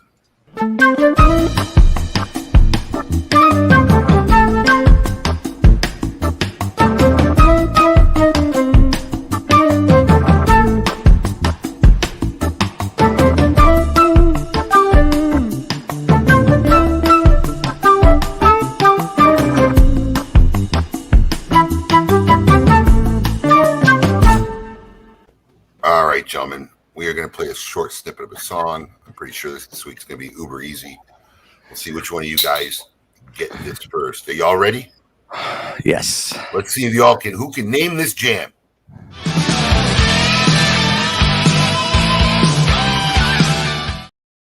Oh, come on. That one's easy. Yeah. They're all, we're blurting it out. I mean, yeah, blurt it out. It's rocking like a hurricane. Like a hurricane. Scorpions. So That's one of my listen, favorite songs of all time. In my Scorpions. defense, I'm 99.9% sure. I haven't had time to go back and look, but that wasn't the 3 seconds I told him to pick out of the song, because obviously that's the probably easiest 3 seconds of the song. We're gonna take Shame some was time Shame was and get like 10. Nah, this isn't Paul. It's just tough. It's hard. We haven't had time. We need to take some time to get 10 well-known songs that are in a spot that isn't so recognizable. To be fair, though, I mean, with the exception of myself, the rest of you guys are of an age bracket where you should know that. If there was a lot of younger people, they probably wouldn't know that song. That's fair. That's true. That's true. Well, the problem is the age bracket of our audience is probably in that right bracket. Right. Matt, you're younger than you're younger than one of my kids. Oh my God, William, are you 28. saying you're Matt's dad? Could be, I have a daughter older than Matt. Oh my gosh. No rumors, Abe. No rumors. Who's the oldest person in this room? Would it be Master Sensei? Long lost Yes. son. Yeah, I think I beat Coop by a little bit. Yeah, you want a little known fact here? Eric and I's firstborns have the same birthday. They're just Jordan's a little older than my daughter Kayla, Oh wow. but they have the February 17th. So so Master Sensei is the eldest in the room. Who's the baby? Is it Matt Tabacco or I'm just guessing that Matt Tabacco and Alex are younger than Garrett and Matt. Alex is definitely older than me. I'm only 28. Oh yeah, you're the baby then. You got to be the baby in the room. Mm-hmm. Yeah. Oh wow. Wait, Alex, how old are you? Like 39. No, really? That's Wow. like 33. Damn. Good job, Alex. It's the height. It's deceptive. Yeah. I say it was the One. it was the many years of poor So living. that if preserved me. if Eric's the oldest one in the room, I gotta say he carries his age pretty well. Coop, I don't know what you're doing. So Dude, dude, I can't keep up with him. I can't keep up with him. Believe me, I've traveled with this guy. I can't keep up with him. The party's always going with him. Believe me. Eric, are you wearing a Satriel's t-shirt? I pointed that out as soon as he got on. I saw it. Well done. Good job. Dude, that is It's a possibility. well, that's sick. I like that. Represent. All right. Starting in hour 2, let's talk about what pretty much, was the talk of the beginning of this year, all about last year. And that's obviously consensuses and top cigars of 2021. Each of you here have made your own lists, I believe. You guys do an HBTC, right, Matt and Garrett? Or no? Yes? We didn't do one for 2021. Okay. So I can't keep track with it. Our 2020. network's You breaking did do up it. here. We did a list in 2019. We did not do a list for 2020, and we did a list for 2021. So we skipped a year. But you did do one for last year. Yes, they did. Okay, there's a little bit of delay there. Okay, good. All right, so let me ask you guys all a question as guys who have made their list or whatever. And we'll start. I don't know if the order of your screen is the same or not. This is Alex's bathroom break right here. I don't know if the order of your screens are the same as I'm looking at, but I'm just going to start with Eric because he's at the top right next to me. That's correct. I figured. Tell me what your biggest shocker that you saw on anybody's list for 2021. That we saw on anybody else's list, or Like wow, I mean, I didn't even see that one coming, or something you were really shocked to see it on anybody's mention list at all. I would say Coop's number 1, the Rocky Patel Winter Collection. That was a shocker. Fair enough. Matt Tabacco. Well, Coop and I have talked about this on spare notes. Paladin Dasaka, because of its timing. It was surprising to see that on 2021 lists. Taking the timing out of the factor, just based on something whether you've tried or you just never even heard of. What was a big surprise? Or now I'm assuming, Eric, you've heard of the Winter Collection. You just that's just something that would have been on your radar as a top list, correct? Yeah. Okay. Matt Tabacco, what was a shocker for you in 2021? I mean, to see Coop give that winter collection #1, I was a little surprised. Not that I didn't think it was. I haven't had it, so, but I don't know. That's not the direction I saw him going with that. That's all. All right. How about you boys down at Matt and Garrett? What about you? I can't really say that I'm never really shocked by any of the lists. I mean, I know there's going to be a lot of picks that are similar across the list. There's going to be some that some of us consider to be out of left field. But I don't really ever get shocked by the lists anymore because I think they represent a wide variety. And I think for the most part, I mean, there's a few things I kind of tilt my head and go, what? But it's their list. They can do whatever Come they on, want. Matt, pick a side. That's a lame answer. Tell him. I know. Just say a name. Just give a name, It's dude. very You would political. He's seeing But, future you know, sponsorship dollars. He's if worried. we look at, gonna rock the boat. I love what Half Wheel does when they do their consensus article and they include all the lists, and it gives you, a real chance to find one place for all these lists. And as I went through that list, and again, I'm not trying to be super diplomatic, but there wasn't anything that I was like, that's out there. Yeah, I think just my on the closest basis would that there are brands every would day probably that have I've to be never heard Coop. of. I'm sorry, say it again. Oh, 100%. Right, No. there's- I would say, the Rocky Patel was probably the one that was the most surprising, but I'm not shocked. Well, Coop, I mean, I guess it's perfect that we left you for the end to talk about. First off, was anything that you saw on any list, you don't have to mention what list or anything, a surprise to see it mentioned in any of the top lists for 2021? I was really surprised, and it didn't show up #1 in the consensus, but it showed up high on lists. I was shocked that Alec Bradley Kintsugi showed up as high as it did on so many lists. I just didn't see that one coming, and it's not a reflection of the cigar is good. I didn't really see a lot of buzz on that cigar until the list started coming out. But you know what, Coop? I mean, as a guy who's on a lot of social media, man, I see a lot of pictures of that cigar being smoked by a lot of people. Maybe, but Gatekeeper seemed to have more buzz the year before. I mean, that was just kind of like my perception. I think the availability of Gatekeeper in 2021 has probably messed with it. It probably did. It probably did. Even at TPE, I brought that up with Bradley Rubin, and even he was like, "We did not see that." He didn't see. I had him on the show, and I said, "I think you're going to land high on the consensus," and he was surprised to hear that. We weren't surprised about Paladin de Saka, just so you know. Aaron and I predicted it was going to land high on the consensus. We weren't shocked about Undercrown 10 coming out there. Now, I want to address the Rocky Patel Winter Collection thing for a second.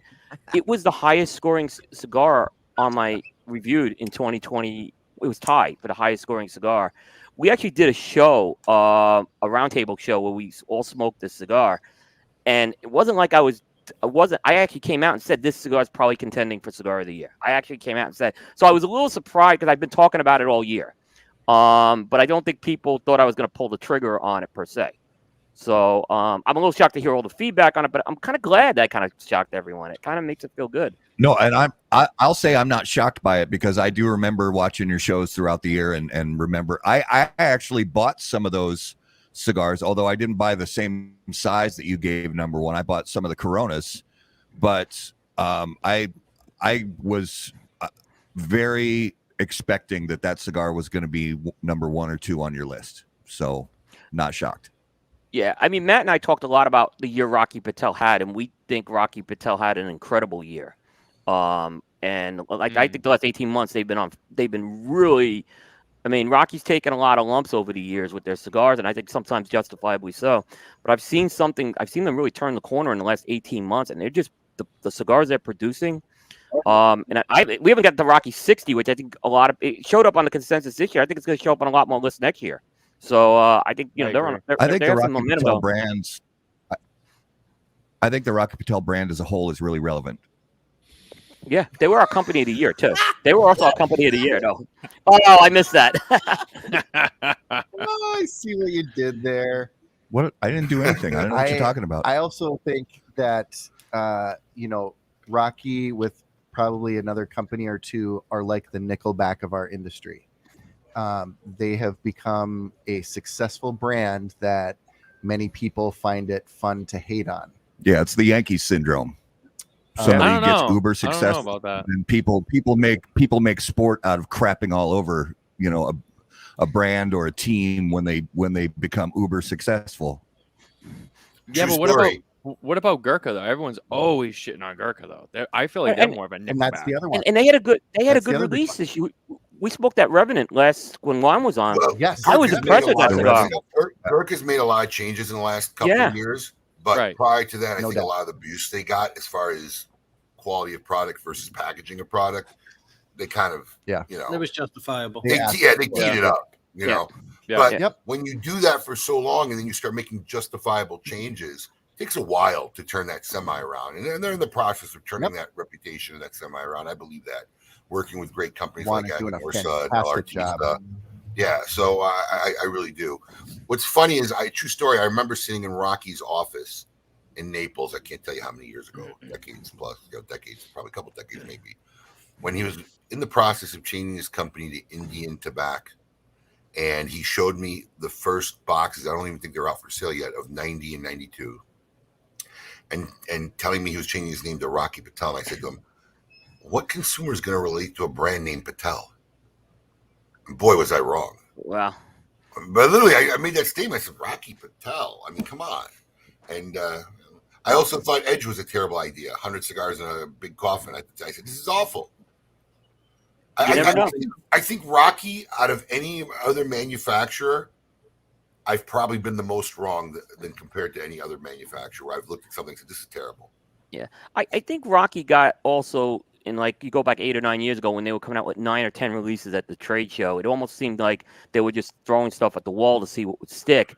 And I think the last few years, if you've noticed, they've kind of gotten back to a manageable amount. It's like 3 to 4, which for a size company of Rocky, I think that's okay. And I think, they've gotten away from maybe that throwing something at the wall. And I think it's showing in the products right now.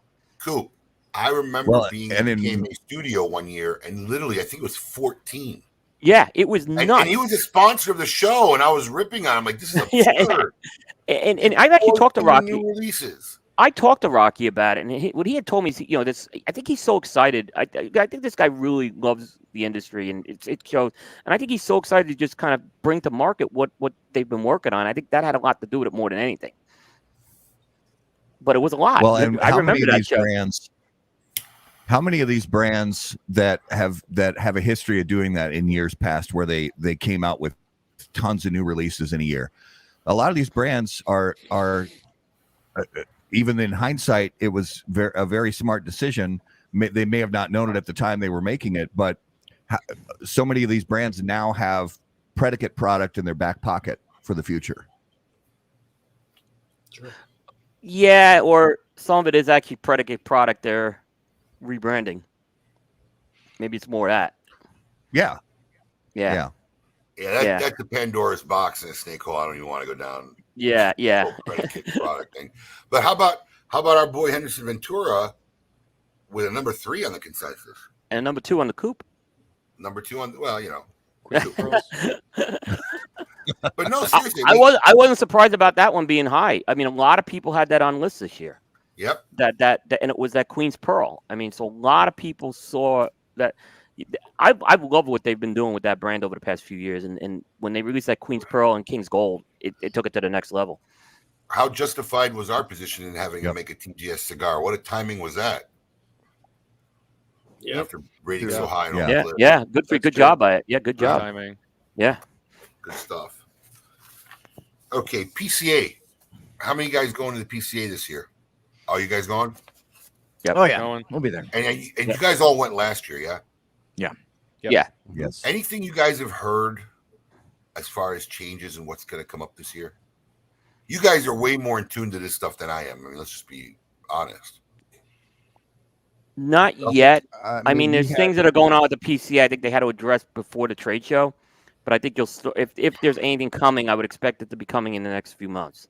Are we expecting the same small footprint? I don't think it'll be as small, but I don't think it'll be as big as it used to be. It's going to be smaller just because I don't think I thought maybe one of the big four may come back, but I think they'll be out, so it's going to be smaller. But I think you'll see a few more folks back this year that weren't there last year. I think it's just, I think that's natural. So I think I think they'll have a slightly bigger footprint, but nothing that's going to really move the needle heavy. I already heard AJ Fernandez is not going this year. We said that last year, and they were there, so we'll see. Yes, true. Well, he made a press release last year and ended up going. I mean, they worked hard last year to PCA to get some folks to come at the 11th hour, from what I understand. So I imagine they'll work it again this year. Few brands that I know that weren't there last year that have told me a TP will be there. United will be back. Casa Cuevas will be back. Maybe McAuliffe, I think, from what I was told. This is what has me concerned as a trade hard show maybe. when you have to chase people to come back. This is why my concerns for longevity of PCA. I mean, can you imagine a trade show where you're literally trying to get people, manufacturers, to come back or participate in the show? There was a fracture, though, Abe. It was a big fracture, and I think on top of that, then you had COVID. So, look, I think, even like we were going 2017, 18, all these companies were still going. It was never a question of if they were going to be there. And now this fracture occurs. There's a bad show. The big four leave. COVID hits. And so I'm not surprised that they have to do it. The question is, can they sustain that? Can they repair it? And how long is it going to take to repair it? Do any of you four believe any of the big four are coming back? I think one will come back. I thought it might be this year, but I think it will be next year. I think there will be some movement. Eric? I would guess that one of them would. I thought maybe we'd already hear that by now. So that's me too. Now I'm a little questioning my own, thought. Can we just say, is the one you're both thinking about Drew Estate, Davidoff? No, not Davidoff. That's who not Davidoff. One of them for sure. I know Not told me Davidoff. specifically we're not going. No, Drew Estate's a no. Oh, Yeah. Drew is a hard no. Davidoff is a hard no as well. Davidoff would be the only one logistically in my mind I could see coming back. After The I mean, only I don't reason see is it. because they're really the only one that's not really vested in the mass market. But they have the appointed merchant model, so how much do they really need to be there? Right. That's kind of where. If anybody comes back from the big four, I believe it's going to be Altadis. That's who I think. That's what I think too. Yep. Of all the big four, I think it would be that. But the problem is, Coop, the appointed merchants are only about 200 retailers in the country, but they got big brands like Avo and Camacho that sell to everybody else. But they're not going to release. I know, but that's Davidoff's is Davidoff going to go into PCA with like a scaled down booth and stuff? I don't see that. I mean, I think if they continue want to build brands on Avo and Camacho side, it's imperative for them. They don't need to build the brand on the white label side. The stuff they make sells and it goes, and it only caters to, like I said, 200 and some retailers. So I don't want to again put words in anyone's mouth, but when I talked to Dylan, like when I interviewed him last year, it just seemed like it wasn't their plan to do this. I think you're right. Dylan's very turned off by it, but I think business wise, it makes really the most sense for those guys to come back. Yeah, although they do have a large online retail presence, and as we know, that's sort of one of the big contentions, right? So, you know what's funny, Eric? Is you mentioned they have an online big retail presence, but in the industry and the people I talk to, they are the most non-existent people who have an online presence. What makes you say it was a big online retail presence? Well, they make, that's a big part of their model. They're selling their own product online, and they do well at it. And so I think that where do you get the feeling they do well? Because the consensus from the people I talk to is they don't do well on it. Not nearly as well as they should be doing. I mean, obviously, I don't know, but no, I just was wondering if you knew anything I didn't. No, I don't. You're the first person I've heard ever say that about their online model. In fact, it's so weak, most people don't even know they have an online model. I would say Altadis has got a much stronger, in general, has a much stronger online model. Well, that's because they acquired uber successful businesses. To do it on your own is a big undertaking, especially when you weren't built for that.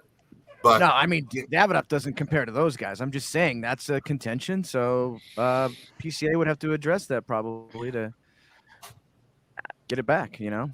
It's a contention. It's a poor move on their part, I believe it. And I don't even know if it's really worth their time. But yeah, I've never heard anything mentioned in a very successful or like it's been doing very well for them. I just haven't. Like I said, if most consumers don't even know that they have a store, you know, I mean, how successful is it? So I don't know. You're the first person I've ever heard say they have a big online presence. So that was very interesting to hear. Well, I mean, they've invested it. They've invested in it. I agree with Eric. They've invested in that online presence a lot.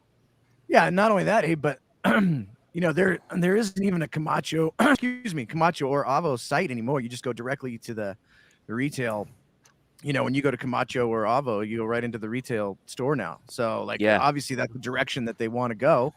And if PCA is saying, you know, we don't really want to help the online retailer that much, and we're more focused on brick and mortar, then you know that's a contention. So. And I wonder how much their European and Asian markets growing has to do with their involvement with anything stateside PCA. I think it's a great point. Yeah. That's a good point. Yeah, they've invested a lot in making Camacho and Avo more international brands over the last few years. Dan, the trade show has been in New Orleans, I think, 3 times. Don't go back to New Orleans. Yeah, we had a PCA media meeting on Zoom a month ago or so, a few weeks ago, and they are constantly looking at venues, but they are locked into Vegas for the next 3 years at least. But the problem is finding another venue large enough where you can smoke. And so far, Vegas is the only viable option at this point. I think I think they are comfortable still with Vegas having it there. I mean, that's the impression I've got from talking to people. They're still comfortable with it. Obviously, they're looking at viable. I think they're also doing this because if something goes south in Vegas, at least they have other options that they can pivot to in the future. And they're doing their homework right now on that. And I think that's a good thing. But I don't think they're looking at their analytics show that attendance is higher consistently when it's in Vegas versus other cities. So yeah, I'm sure. Yeah, I mean, it makes sense. Can I switch gears? Switch away, bro. Yeah, just do it. This is like the trade show. It's being the year in review, technically show. What's the story of the year? What was the story of the year for you guys? Ferio Tego. What? There he jumped right in with it. I think Coop's gonna have a rebuttal. Matt, first off, Matt, do you agree with I'm Garret? shocked. I'm shocked on that one. I had him as one of my top stories. I'm not gonna lie. What's your story of the year? Oh boy, what is my story of the year? I need a minute to think about this. Ferio Tego's up there. Guys, our producer was like on vacation and decided not to. I mean, I'll give you mine if you want right out of the gate. I thought it was the supply versus the supply chain issues and the supply and demand.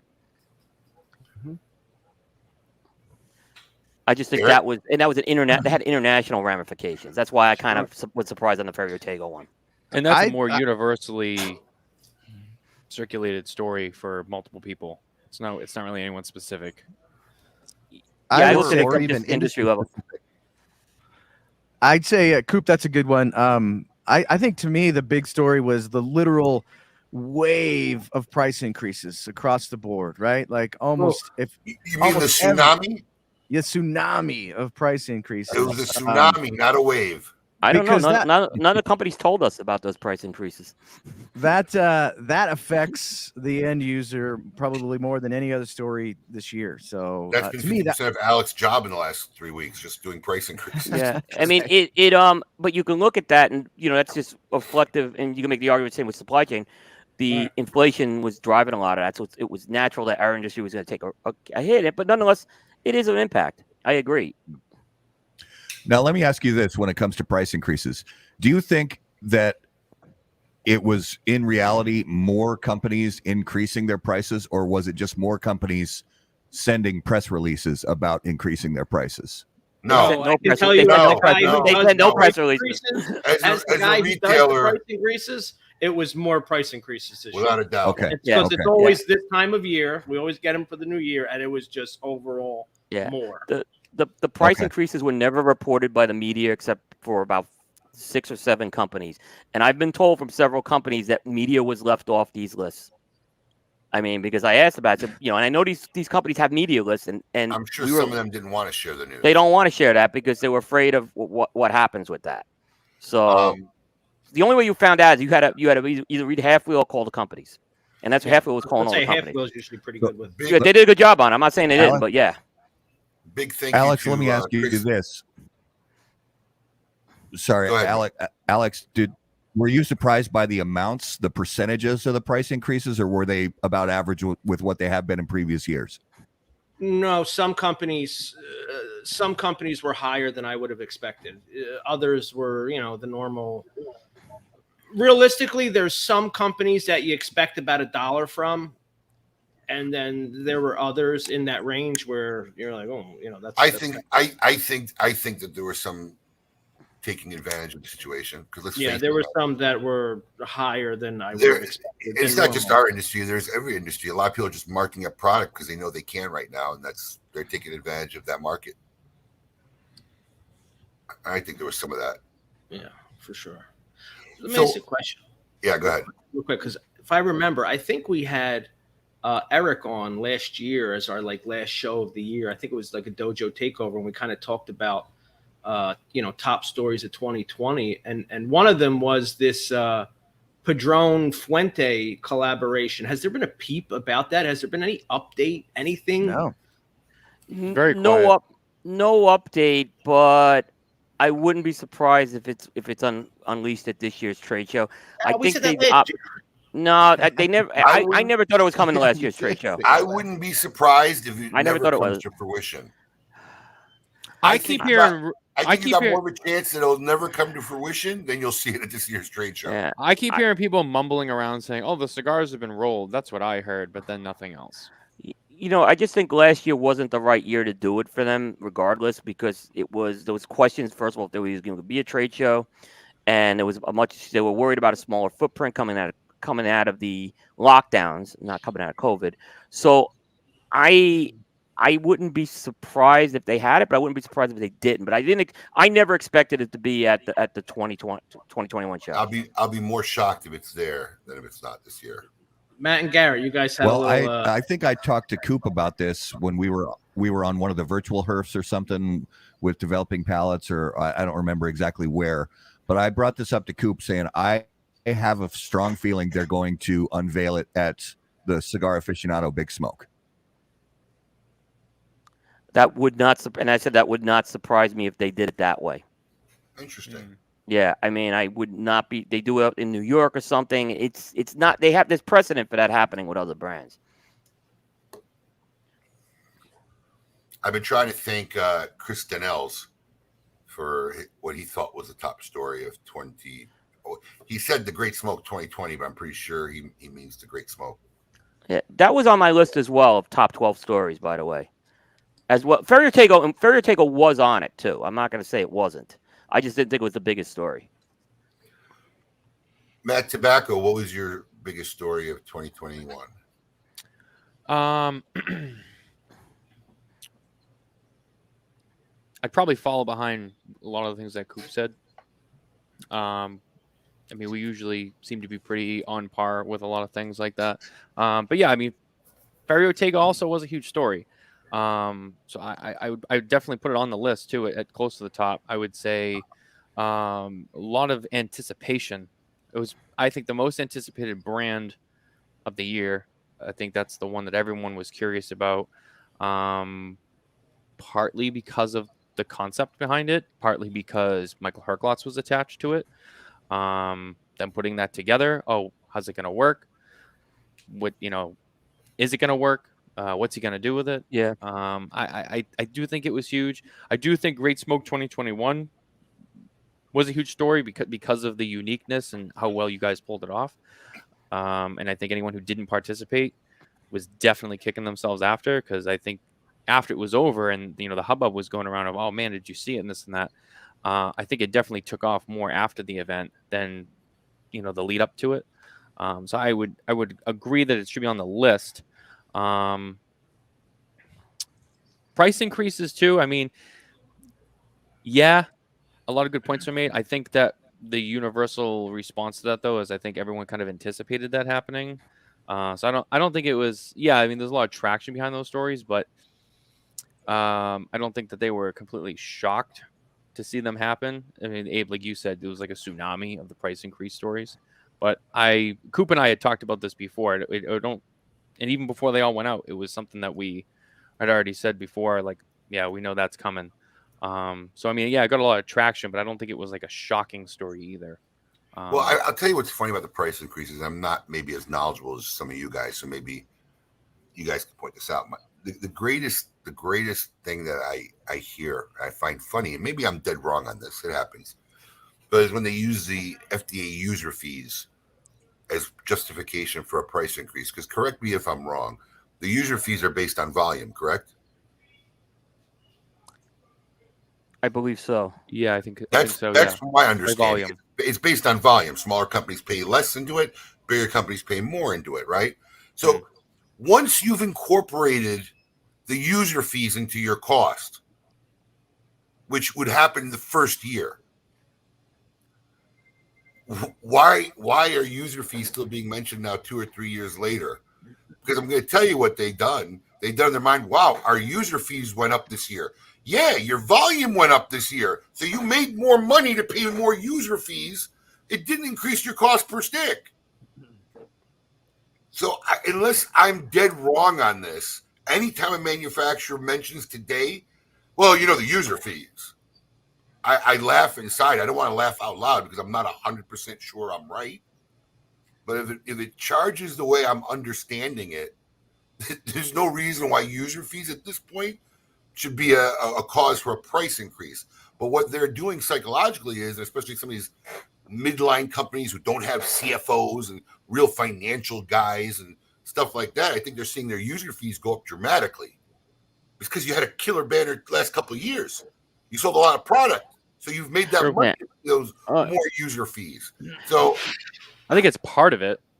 Plus, there's other manufacturers have talked about, especially with the pandemic fallout, and a lot of the other challenges related to that back at the factories and on the farms and the tobacco that's available. Prices of material are going up. Prices, labor is going up. So, I mean, I think that needs to be mentioned because it's a huge part of it. User fees. Has anybody heard the word user fees still being used other than myself? So then it just must be, okay. So that's just, I try not to read those press releases. I just want to get them. I just want to get them, actually. So, but the thing is, here's why I'm like not really keen on the price increase as a big story yet, because most of those were communicated to the retailers at the end of the year, and we haven't seen the impact of what that's going to do in 2022. No, is it going to affect? Is it going to affect? Is it going to affect revenue? Is it going to affect how that's I don't know yet, or profits? I don't know yet. That's why I want to wait and see with that. At what point do people start to stop buying? Right. Coop, let me clarify my answer a bit. I don't think it was a big story in the cigar media or anything. I'm saying, in reality, it's one of the bigger things that is impacting the industry, even if it isn't a big story. That's my point.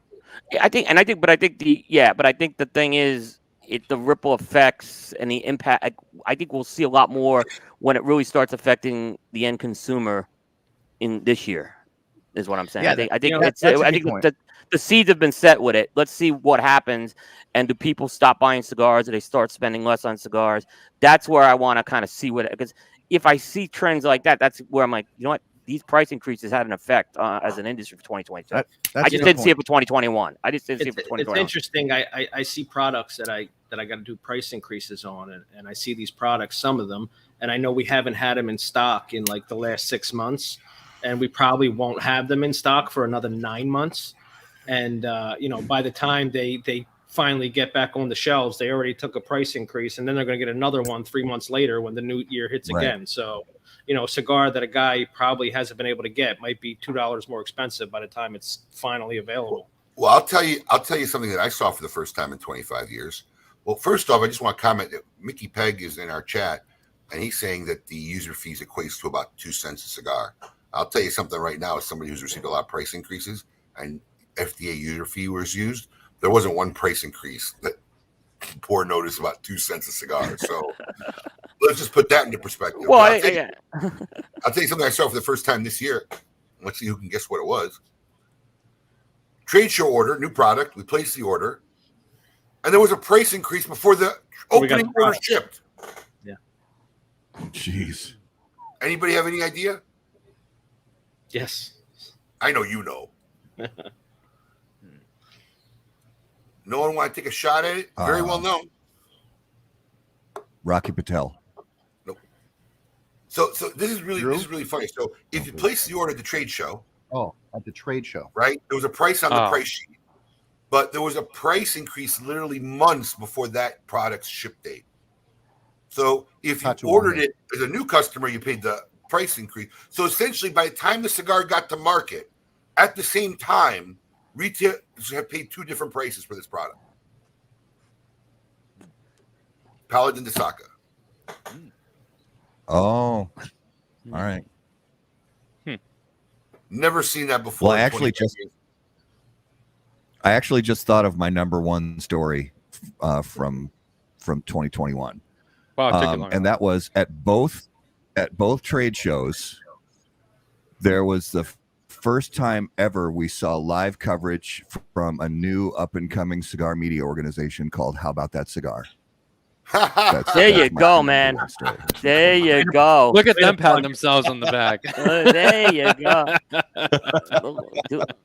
But I bet that pales in comparison to being on today's panel of KMA. Oh, it pales in comparison. And on that same note, Matt, if we're going to go down that road, this last year was the first year we saw trade show interviews conducted in the restroom. So that's big story. That is epic story. That was great. That was Eric. I got to give you, the creative minds. That was when you did something like it last year, but this one topped it. And Michael's reaction was just priceless. I mean, that video you shot of him walking out of it was priceless. The mumbling as he's walking. The mumbling was hysterical. Man, they're just here for the free samples, and he's right. That's why we're all at the trade show, right? Brilliant. One of the very few times the sequel outdoes the original. That was really good. I got to give you guys that. Yeah. I don't know what we're gonna do next time though. We kind of backed ourselves into a corner here. The best part is, can we get a courtesy flush? Has anyone ever really said that in a stall? I don't think so. Michael's like little reactions. This guy, he just doesn't let up. It's like, Eric, Matt Booth had an idea for an interesting interview that you could use. He wanted to do an interview in the hotel room. In the bathtub. Yes, I like it. That's not happening. That's not happening. Hurtbox in the bathtub with all the foam and. Okay. With him, Hurtbox is different. Just with the glass of wine, just candles. I like a good soak after a long day on the trade show floor. It really helps keep me youthful. And then I pop up in the tub on the other side. Yeah. See? Yeah. The party's always going on here at the dojo. Dojo guys always taking it to the next level. Hey, I like that. Yeah. Eric comes out, pulls the foam away. He's like, oh, hey. Exactly. Where's my samples? That's what he says. He comes up and he just goes, hey, you guys got samples in this room? That's classic. Oh. All right. All right, so we got a full-fledged media panel here today, but let's go into now. Coop, did you prepare any news for this week? I have one news story we could run by the panel. Let's run the intro. Yeah, I want the news, and then we'll let any of the other guys feel free to throw in any news that may have been missed. Yep. But let's see what's going on with the scoop with Coop.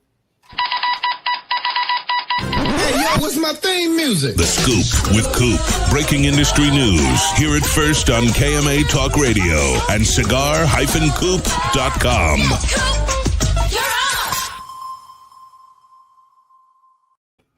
All right, guys, and I'm glad the panel's here because I think this is an appropriate topic to get everyone engaged with here. And there was a statement issued this week by the Premium Cigar Association. I found that interesting. I'm glad you brought it up. Yep. And I think it was a big story this week where basically they issued a statement calling for responsible marketing of premium tobacco products. And specifically, they emphasized that marketing that makes the use of characters, foods, and candy associated with children's interests are never appropriate, even when targeted at an adult audience. And I thought it was an interesting topic by the PCA. I mentioned this on Thursday night show when we did it. I said I think it was a little passive aggressive because they kind of implied that this is a rare thing that happens, and they were just kind of putting it out there where we all know on this panel it's not a rare thing. They may not know. They know. I don't know. I know some of the guys that sit on that panel, Coop. They may not know about it as prolifically. So Aaron Loomis and I we did an over under from this statement was issued February 1st. And we're predicting that there will be 50 such products. I should say we're taking the over on 50 such products that will be released in the premium cigar industry this year that basically violate that. So I just want to be clear because as somebody who's been doing like our own little, which 2021 was also the year for, I wanted to ask at some point, I forgot, right? Store exclusives, right? But we've been doing it for now, 12 years, I think, 13, 14 years. I mean, if you go to Original Ming, probably 15 years, we've been doing, store exclusives. But this is not directed at any of those. This is directed at strictly brands that are marketing towards existing stuff that's geared for children. Is that correct? They didn't draw a delineation, but we know that there are a lot of these products that hit the gray. Some are very blatant, like melted vanilla ice cream we saw this week come out, right? But some of the are very gray line-ish this week as well, because we saw a food release in a wonton soup container with the punch Fu Manchu, and then we saw Sunday Suey. Gravy by Diesel. Okay, yeah. So here's my thing: is Chop Suey fall into that category? Is that really geared towards kids? Because then you transcend that. Well, you might as well throw Red Meat Lovers Club in that category. It's a gray. It falls into the gray area. Or are we talking about stuff that literally uses children's characters that are well known and already branded, and then throwing that on a cigar packaging? Yeah, I mean, that's one issue, but I mean, there's another one that's constantly doing these like melted vanilla ice cream and waffle cones, and those are another set of problems I think too. That are that. So, but the problem is the gray area. I think is really where do you draw the line? Is the question. I don't see why. I don't see the food references being an issue. I don't know why they would be. I mean, this is the kind of stuff we take flavors from. And not only that, even from a legal perspective, why is fucking birthday cake vodka okay, but a vanilla cigar is an issue? Say it all Alex, the time. you're right, except Say it all the time. they're not under the crosshairs like we are in Washington. And that's it. That's the issue. Unfortunately, that's the issue. Guys, this is a bad move by the PCA because it's just like saying, whatever you do, don't look in that box over there. Don't look in that box. The first thing somebody wants to do is look in that box. When PCA comes out and says, box? don't do it. You're probably going to get twice as many this year just because people don't like being told. And they're going to be. I thought exactly the same thing was going to happen with it. I mean, there were 3 releases the 2 days afterwards that it was. I just found it kind of ironic, right? I mean, there are other ones we know that have had more blatant characters. And it's not just like one person doing it. There's several. So, but it's interesting to see how they follow up on this year. They said they're going to be like taking a look at this throughout the year, but I don't know what comes of this. But I don't know. So here's the thing, right? It's like an unloaded gun. What are they following up on? What are they going to do? They are saying this is going to be an ongoing conversation where we value your opinion and feedback on steps that we can internally take to protect the premium cigar and pipe tobacco industry. PCA staff and board members will be soliciting input on this topic and many others in the upcoming months through surveys, retail visits, and focus groups, building up the release of a strategic advocacy plan at the 2022 trade show. Right, but what are they going to do? I'm wrong, which I could be. The people that are most, I don't want to say guilty, but the people who practice this the most of exactly what they're talking about don't belong to the PCA anyway. But they're getting cigars manufactured by people who they want to start going against the manufacturers that are making cigars for these people? The problem is that, but I'm just saying it. They're still coming from somewhere. That's a bold reach. I don't think that could ever. It's gonna be a bold reach, but that's, it's interesting. I just thought it was interesting. Like I said, we could say that that marketing, however, but listen. I agree with Eric. So look, in principle, I think it's tacky as best. I think the people that fall for it is, just chintzy. But I agree with Eric. I don't even know why you make a statement. All you do is you bring more attention to it. I don't see any way that the PCA can enforce it, protect it, control it, affect it on any level. They're not gonna. They're gonna just issue their statement on it. The guys making cigars seldom have booze at the trade show for themselves. Making them, selling them, yeah, not making them. There's a difference. Right. So what are they going to do? They're going to go to an AJ Fernandez and say, he ain't coming to the show anyway. But I mean,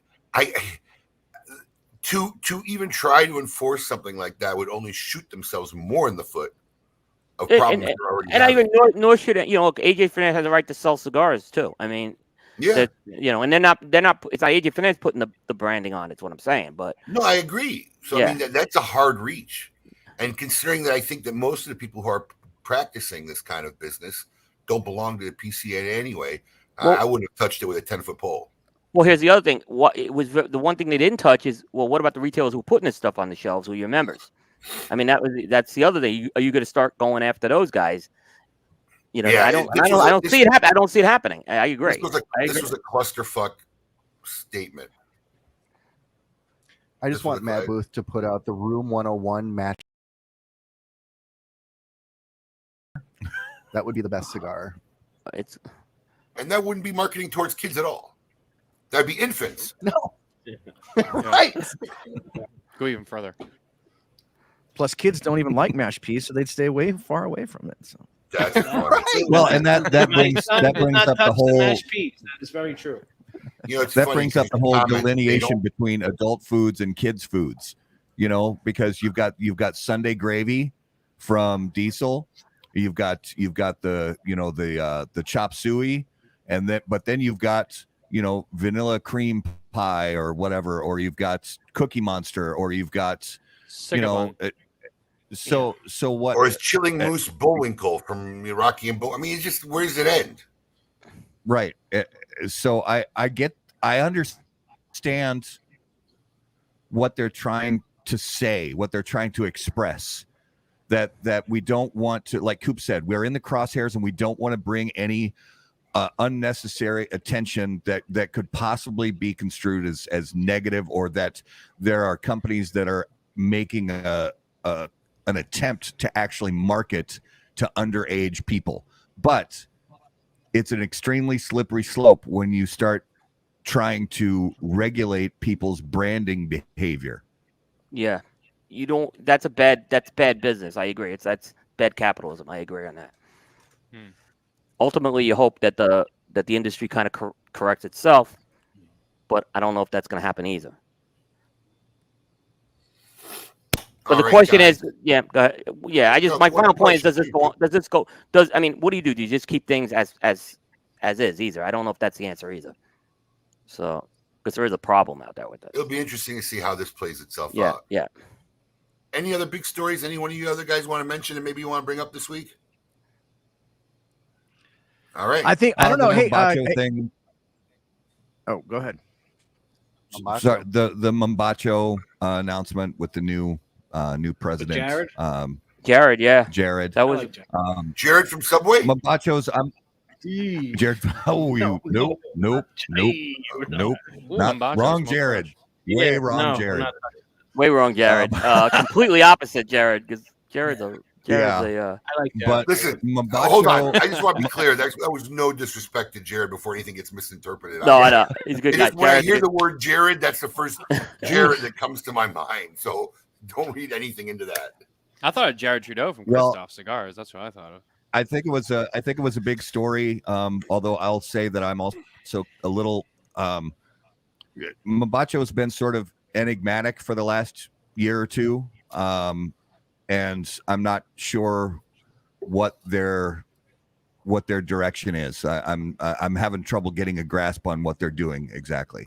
Well, and then they got the cease and desist for the name. Look, The naming my best thing and analogy is there are companies when at that level who are in the tide and they're rolling in the direction with the waves are going, and hopefully sooner or later they catch a big wave. And there are companies that are just floating in a pond, And that Mombacho company is one of those companies in my universe. It's just like, okay, it's there, it's in a pond somewhere, but I don't know where it's going. Jared Ingressano is the guy we're talking about, and folks may know him. He was with Debonair. Oh, that Jared. Yeah. I didn't even know we were talking about that Jared. Okay. Yeah. He used to be our D rep. Very nice guy. Yes. Very nice guy. Very smart guy. I think he's been with the company a year. I'm assuming they were grooming him for this. I think he's certainly capable of doing this job. He's really a very sharp guy. So this is not new news. Well, he was with he was the marketing guy, the head of marketing, head director, and now he's president. Okay. Now he's running the whole show, so it's all the operations there. And I assume they were grooming him for this for the past year. Makes sense. So yeah. I mean, and like I said, he's certainly capable. I think he's a good guy and a sharp guy. So he just hasn't done something at this level before. So we'll see how it goes. I know. Would like Eric, you wanted to say something. Go ahead. I'm sorry, Abe. I know you had Juan Lopez on recently from Gurkha, right? Yep. Now I don't know if he said this on your show or not, but we had him on last night, and he said he was coming out with a cigar. He's working on a cigar with Busta Rhymes. And my question to you guys is, who's Busta Rhymes? Really? Really? I mean, is that a serious question or sarcasm?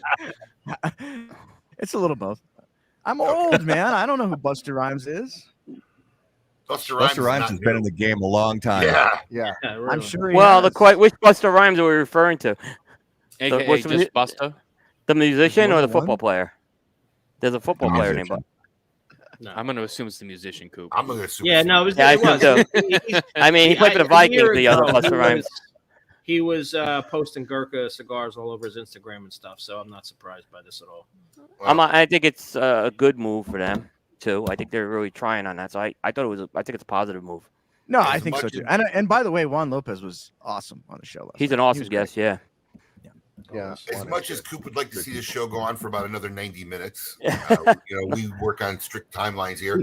I want to thank everybody who came on. This was actually an awesome show. I'd like to do this more than like once a year. It's actually nice to have perspectives from all you guys. I know it's the toughest on you, Eric, being all the way out west, but this was actually an awesome show for me personally. I want to thank you guys all for coming on. I don't know.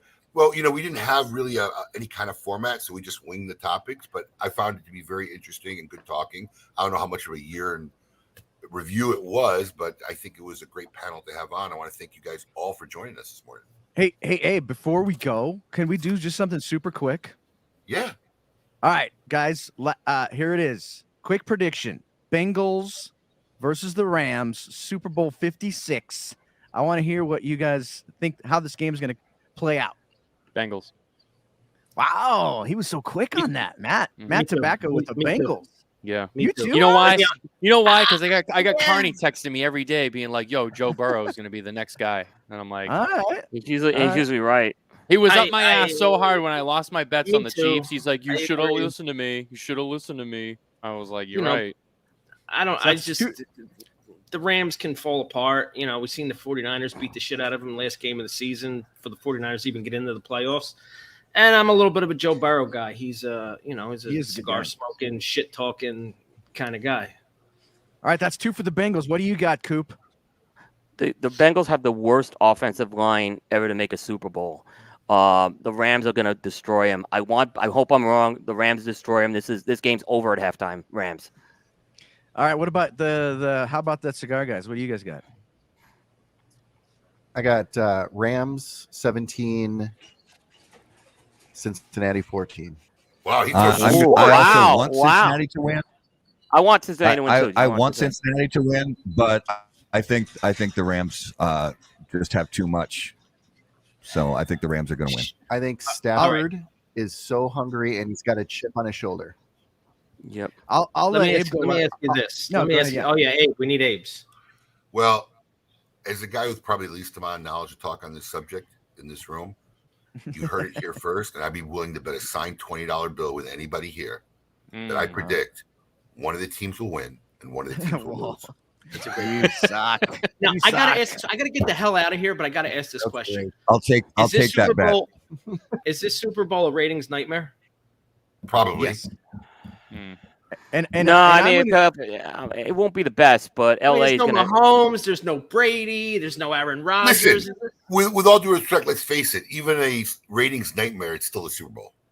Yeah, but it'll be a poorly rated Super Bowl. I mean, but Well, the Patriot fans won't tune in, so that could affect it. Oh, shut up, Coop. all right. I'm just gonna say it. Shut up. I gotta go. I know Alex has gotta go. So listen, guys, thank you so much. I want to do this again this year. This was actually a lot of fun.